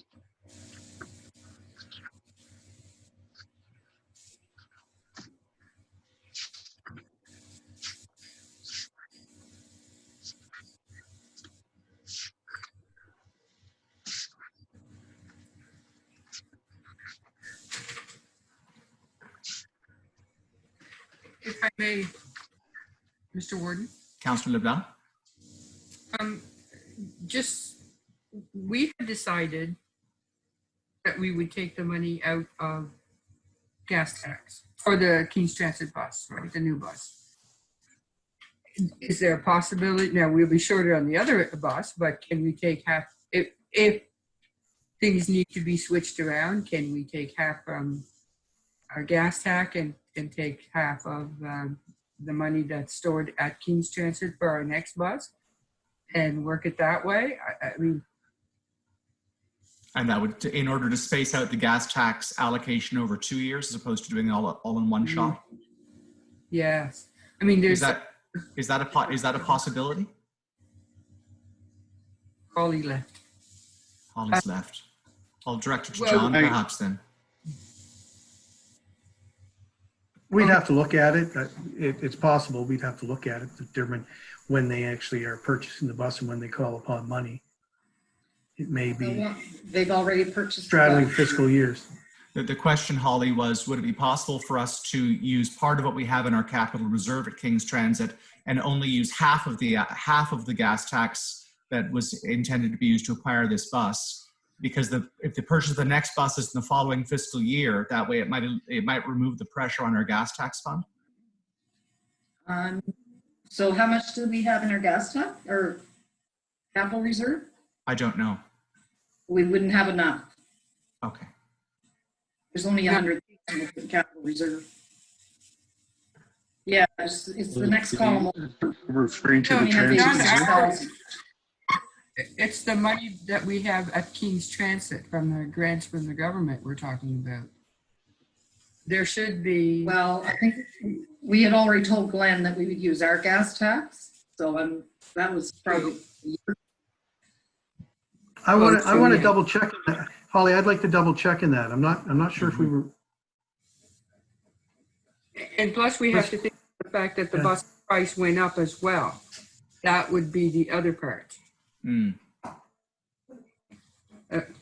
That's all I have. Thank you. Okay.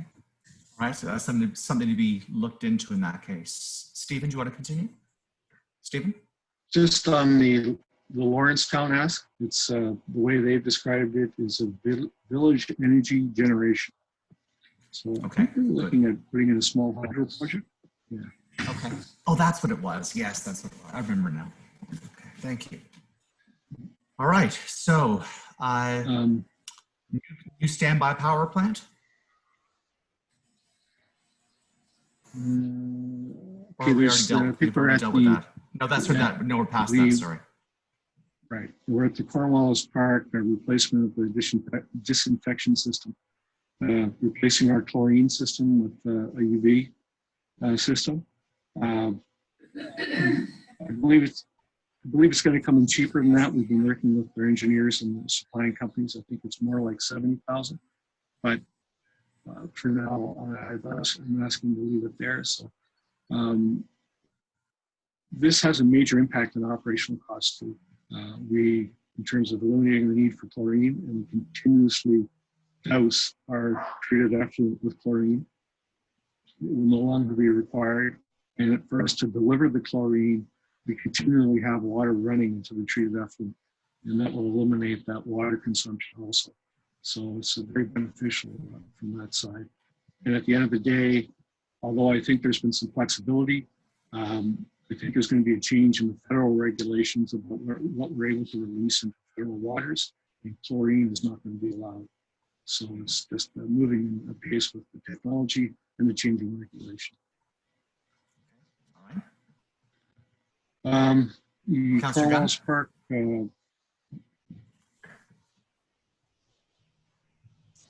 Thank you, Steve. That's going to that will replace all the chemicals. That UV system. We put one of those in Annapolis years ago. I was involved in that. Yeah, will we have to build a new building as well to cover that in, or will that go in the existing? Yeah, we'll go inside the existing. We can put it right in line. Thank you. Okay, thank you. All right, Cornwallis Park wastewater. That's the wastewater is the structural steel rehabilitation. We've done phase 1, and this is for the second phase. Mostly, not mostly, it's entirely around. It's called the clarifier. It's the large open tank on the outside to replace catwalks, stairs. A lot of it's related to safety protocols in terms of the age of the structure. That plant is over. It was built in the 60s, so it's pushing 60 years old now. So we originally had budgeted I think about 100,000 last year, and this is just finishing up that project. Bridgetown UV and wetlands assessment. We're asking council to approve an engineering study to look at, because we still have a chlorination and dechlorination system in Bridgetown. We anticipate regulatory-wise, they're going to be asking us to remove that. We'd like to get a step ahead of that, and also look at incorporating possibility of the wetlands treatment into the Bridgetown system. Some council may know it's a lagoon system, and there's a large portion of land used for that, and whether what would need to be done to look at installing a wetland system in terms of part of their treatment process. Deputy Warden? So these water and sewer projects, do they come out of the water and sewer reserve? Or do they come out of our gas tax? The funding for that particular one, just looking at the spreadsheet here. For the Cornwallis Park one, there's 50,000 from the sewer reserve and 50,000 from grants on that one. For the structural steel, it's entirely funded by reserve.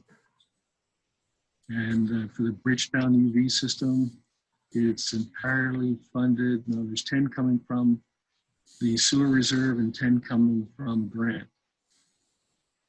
Okay. And those grants, it's the part of the PCAP program, and it specifically targets sewer. So we'll be going after grant money for those. And I guess moving forward, we'll look at those projects moving forward once we have confirmation of those. That's, as I understand the program, it's a continuous intake program. We can submit our applications in time, and it's primarily targeted to our wastewater projects. Okay, thank you. The mobile genset, this is, we touched on this earlier. This is for, this is identified as part of the Dorian response to have an additional unit. So this is the budget for the purchase of another mobile unit. As you may recall, we ran our own mobile unit. I'll call it the county utility unit from Margarettsville, at some points to down the Cornwallis Park, although Cornwallis Park Water has their own stationary standby unit, but to run some of our lift stations. So we had a lot of demands on that because of the nature of the outage and the extended period of the outage. We're recommending we move forward with another mobile unit. Councillor LeBlanc? Thank you. I'm looking at the price of $75,000, and I'm wondering if does that unit come on, I don't know, on a base unit to travel it from point A to point B as needed, or is that just the unit itself and it has? Pardon? It's fully mobile. It comes mounted on the trailer and ready to roll. We bought a similar unit about 2 years ago. Yes, mobile. Totally mobile. It's mounted on a trailer. Yeah. So it's just hook it up to the back of a truck and away you go. Yes? Right. Perfect. Correct. Thank you. All right. Well, if there's no further questions, do we have a suggested wording for the motion to recommend this to council? Carolyn? You're muted, Carolyn. Sorry about that. If Steve can capture the discussion that happened today with amendments that were discussed and can get that to me on, like, say, late Thursday, I can attach that with the recommendations. And I would suggest a motion like to recommend that municipal council approve the 2020-21 priority capital budget as discussed and amended. And the amendments will be circulated with the recommendation. All right. Would someone like to make that motion for us? Moved by Councillor Henning and seconded by Councillor McDonald. Thank you very much. Discussion on the motion. All in favor of the motion signify. Oh, sorry, somebody got discussion, or was that for the vote? Councillor Sheridan and then Councillor LeBlanc. So I just want to clarify. So when Holly brought up about the bus, so this is all going to be taken into consideration, amendments made and then brought back. So what we're voting on isn't what we see in front of us. We're going to. So we're still going to vote today with amendments. I just want to be clear on what I'm voting. That's right. Okay, because all we're putting together is a recommendation to council. So when it comes back to council, it will involve all those amendments, and the issue of the discrepancy with the bus will need to be addressed in this as well. Okay, thank you. Thank you, Councillor LeBlanc. And thank you. That's exactly what I wanted to make clear, but also end the result. Even after council, if there are changes that we have to be made, we can still make them, correct? Depending on the monies available. So it's an open document kind of thing, like, or a moving document, or yes? A working document, yeah. Working document. I knew I was going for work. Thank you. Any further questions or comments? Steve has his hand up there too. I'll go to Steve first and then to John. Ask John Ferguson. Did you want to speak as well, John A? No. Okay. No, I'm fine. Go ahead, Stephen. As we've discussed on several occasions, this is kind of our first crack at a capital budget. Doesn't mean these are the only projects that will move forward. These are the ones the staff are recommending in terms of moving forward so we can keep pace with other funding agencies or with the safety need. So, for instance, there's another project on South Street in Bridgetown. I don't know the status yet. The TIR is anticipating in terms of repaving that. But we have a really bad deficient water line on South Street. And we may be coming back to council for additional funding on replacing that water line, what's happened there. The water line was installed a number of years ago and had really bad defective service connections. They're continuously running off. I think there's about 50 some connections there. And on an ongoing basis, we have to replace all of them. So we don't really necessarily want to dig up a new road. So we may come back to council and ask for a replacement of that water line, because we will be replacing the services as they fail. There's a history of it. We've replaced 20 and 50 already. Right, thank you, Stephen. John? So I'm just giving you an example of projects that may come back. Thank you. So basically, council will be making an official vote on what we're recommending next week.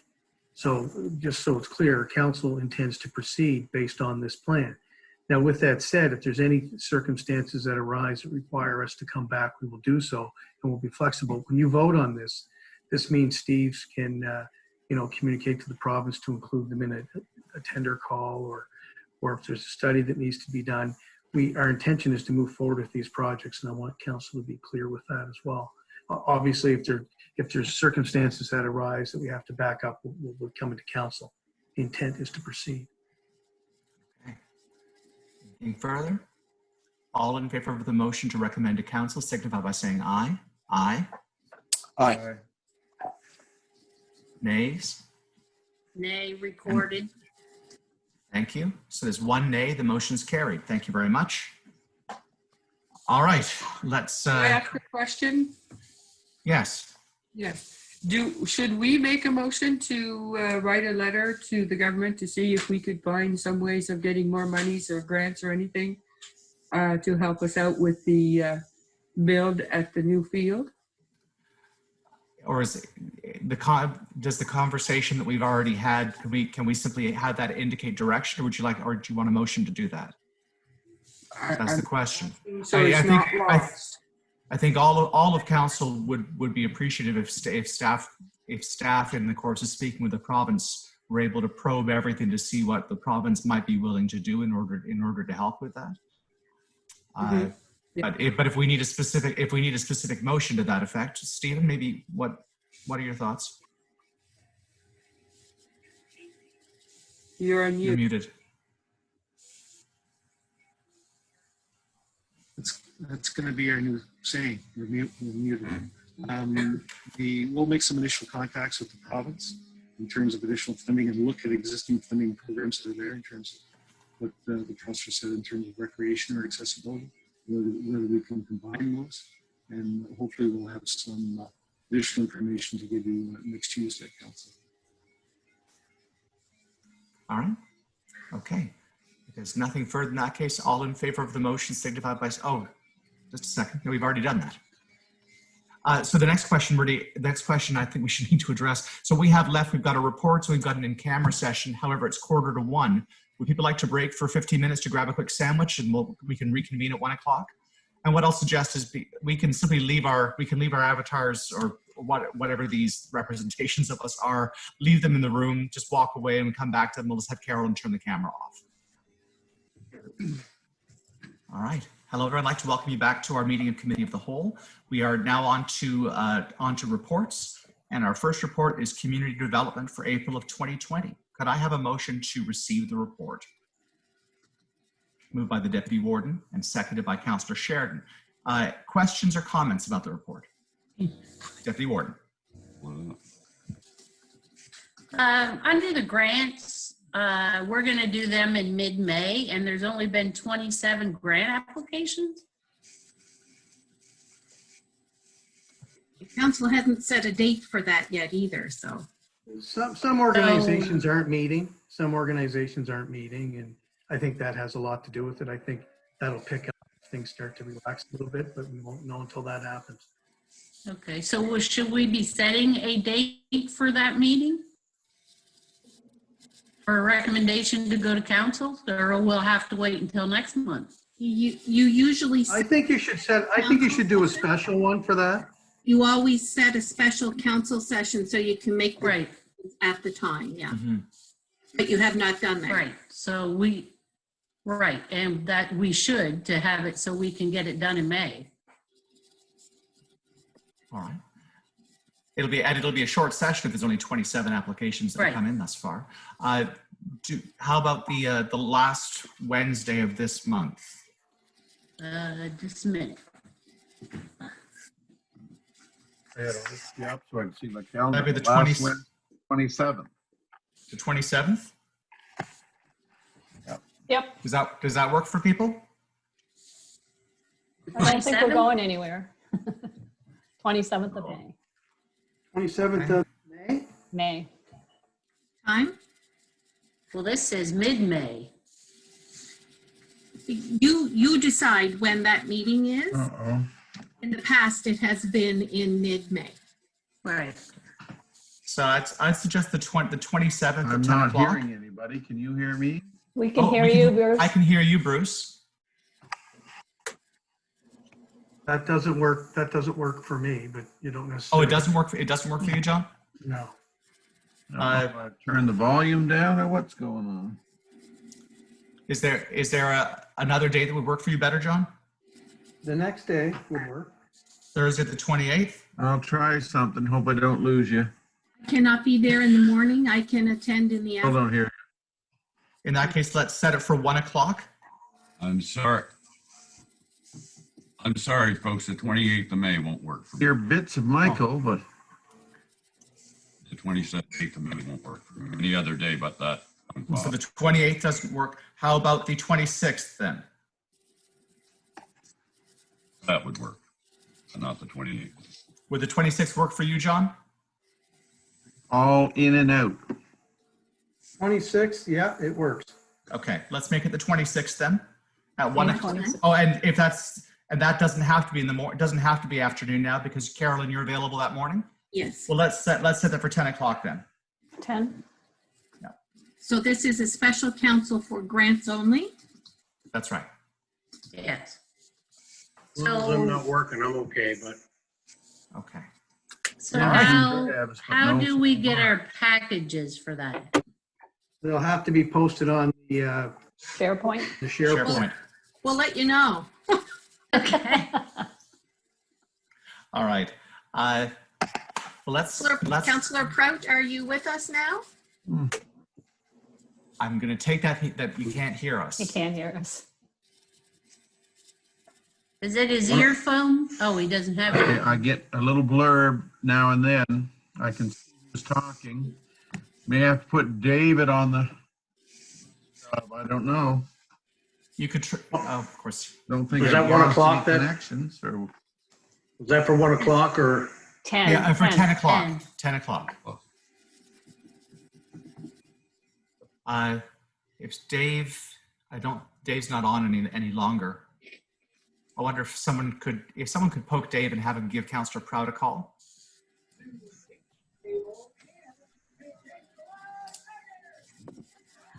I'll contact David, but it's likely to be an internet issue that he may not be able to do anything about, but I'll let him know. All right. Why don't we just get Bruce to call in? I'll call him in on my phone. Sure. Okay. Or can. And now you can keep the screen on and just reconcile it with the voices from the phone. Yeah, just a sec. I'm gonna. Don't let me hold you up. Continue on.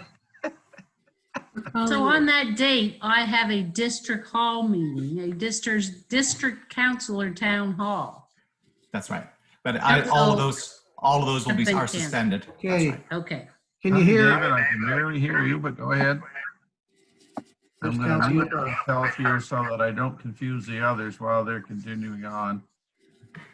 That's right. Yeah, I'll mute here too. Okay. I don't know what's happened. Now that gets part of. Yeah, if you want to mute, John. I'm on mute, yes. Yeah, could you mute your feed? Thank you. Have. You're muted the phone. No, could you? Oh, I see. Oh, that's fine. Okay. Yeah. All right. Any further questions or comments about the community development report? The April report is. That's the April report. Yeah. That's right.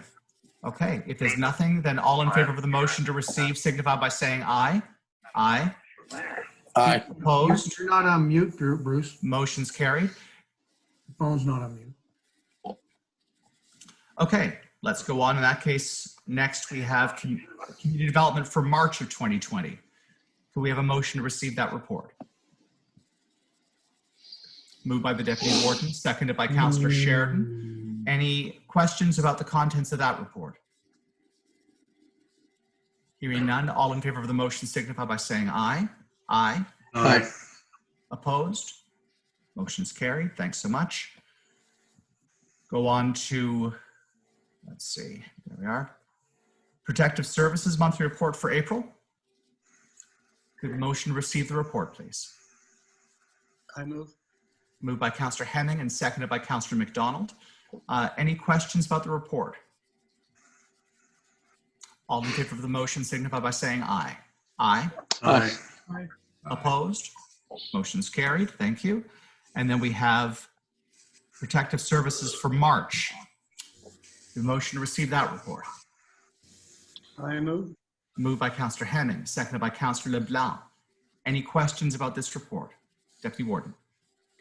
Well, I was just looking under the S1 and the S1 bylaw. So we have 75 complaints so far, or is that in a month? In the year. That was our year end. We dealt with 75 complaints from April 1st to March 31st. From April 1st of this year till March 31st. From April 1st of last year to March 31st of this year. That's my year end, March 31st. Okay. So are they mostly on just illegal dumping or issues about garbage not being picked up, or? No, most of ours are illegal dumping. All right. Further questions on this report, folks? All in favor of the motion signify by saying aye. Aye. Aye. Aye. Opposed? Aye. Motion's carried. Thank you. Next, Municipal Services report for April. The motion to receive the report. So moved. Moved by Councillor McNeil, seconded by McDonald. Councillor McDonald. Thank you very much. Any questions about this report? Yes, Deputy Warden. The Basin View water, the pool water loss. Is there an explanation? Yeah, We're still No, losing water. we're still looking at it. We had a jump in the water loss last week. So we're still doing some investigation. That's something that may have to come back to council about making some decisions to make the commitment to drain the pool and repair it. Because our concern is if you drain the pool, you don't have any option. Whatever issues you find after you drained it, they have to be repaired. So I'm working on some numbers for that, and we'll get those in front of council as soon as we can. Councillor Sheridan. Oh, sorry, Deputy Warden, please continue. So when we're losing water, we're adding more chemicals. So there's an expense there all the way around. Of course. Thank you. Councillor Sheridan?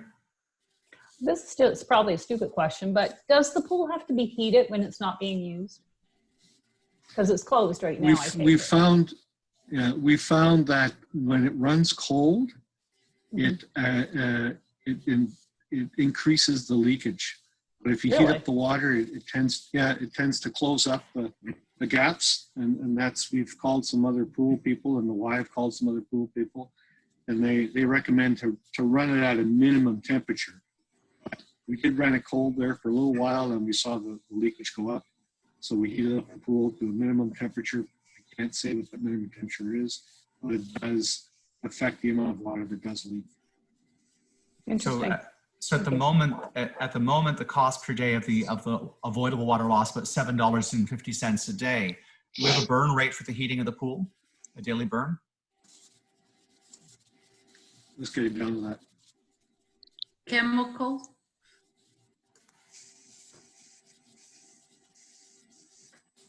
Sorry, thank you.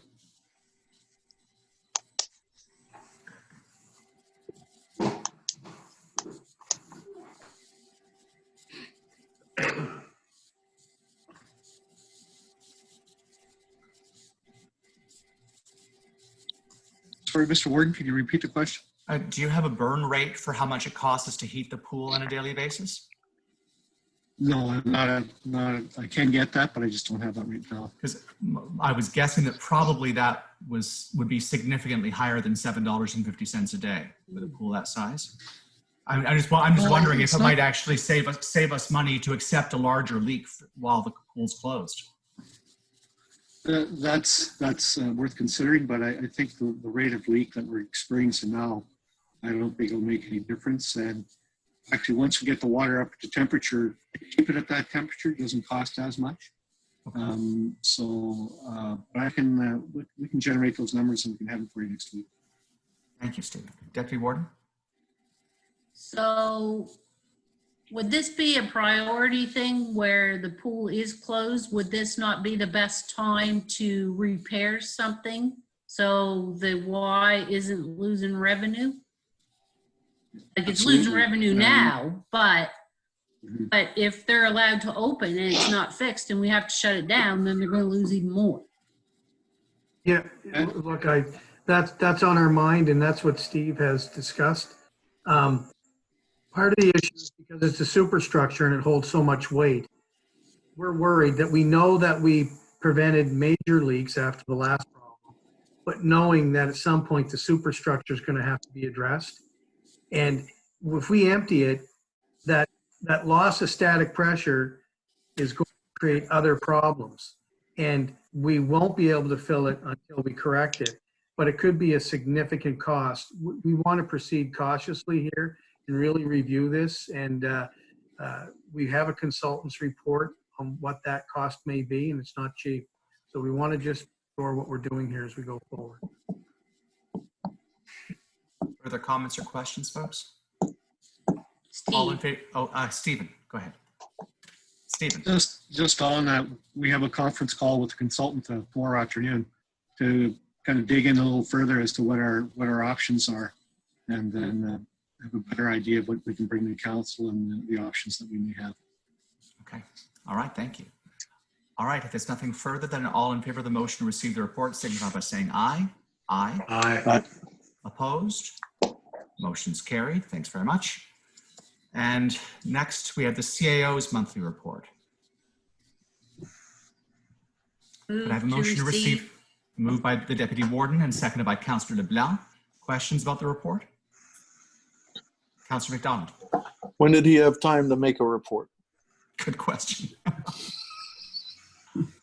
This is the that's March and April. All right.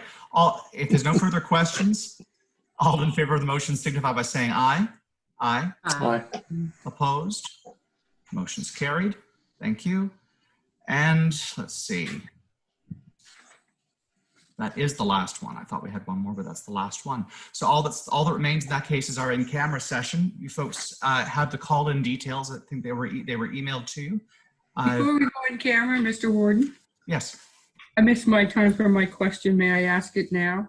Please. It has to do with the parks. Okay.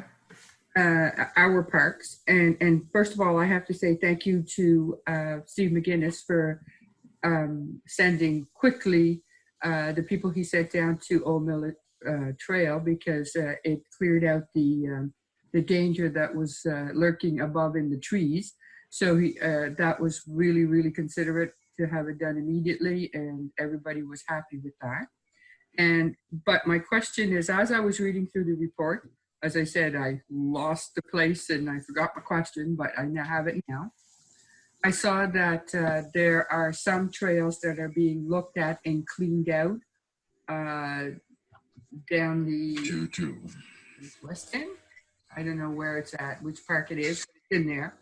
And I was thinking this probably is a good time to be sending those people to check, clean, and maybe repair something that could be dangerous for mothers and fathers with their kids, or adults, or anybody that are going through the fields, because I know they're open, but it's still a downtime that we could have things done and repaired now before maybe we open up even more, so that the people can be going in safely and not have to worry about certain things until another windstorm comes around. So I didn't know if that was going to happen, being one has been started, or if we need a motion to have them all looked after and taken to take a crew down and have a look at everything. Stephen? There, first of all, I don't want to take credit where it's not due. Greg Price and his operations staff had that in hand. It's just the timing of comments from the public and when we had our staff in line. They got all arranged for the Friday cleanup. We are inspecting all the trails, and we're also working with the Annapolis County Trails Group to give us a hand. We're just so far behind with our responses. We're about 6 weeks behind, so we're addressing some trails. We're looking at the Annapolis County Trails Group to help us out on the further backcountry trails. Those are all in action right now. Okay. All right.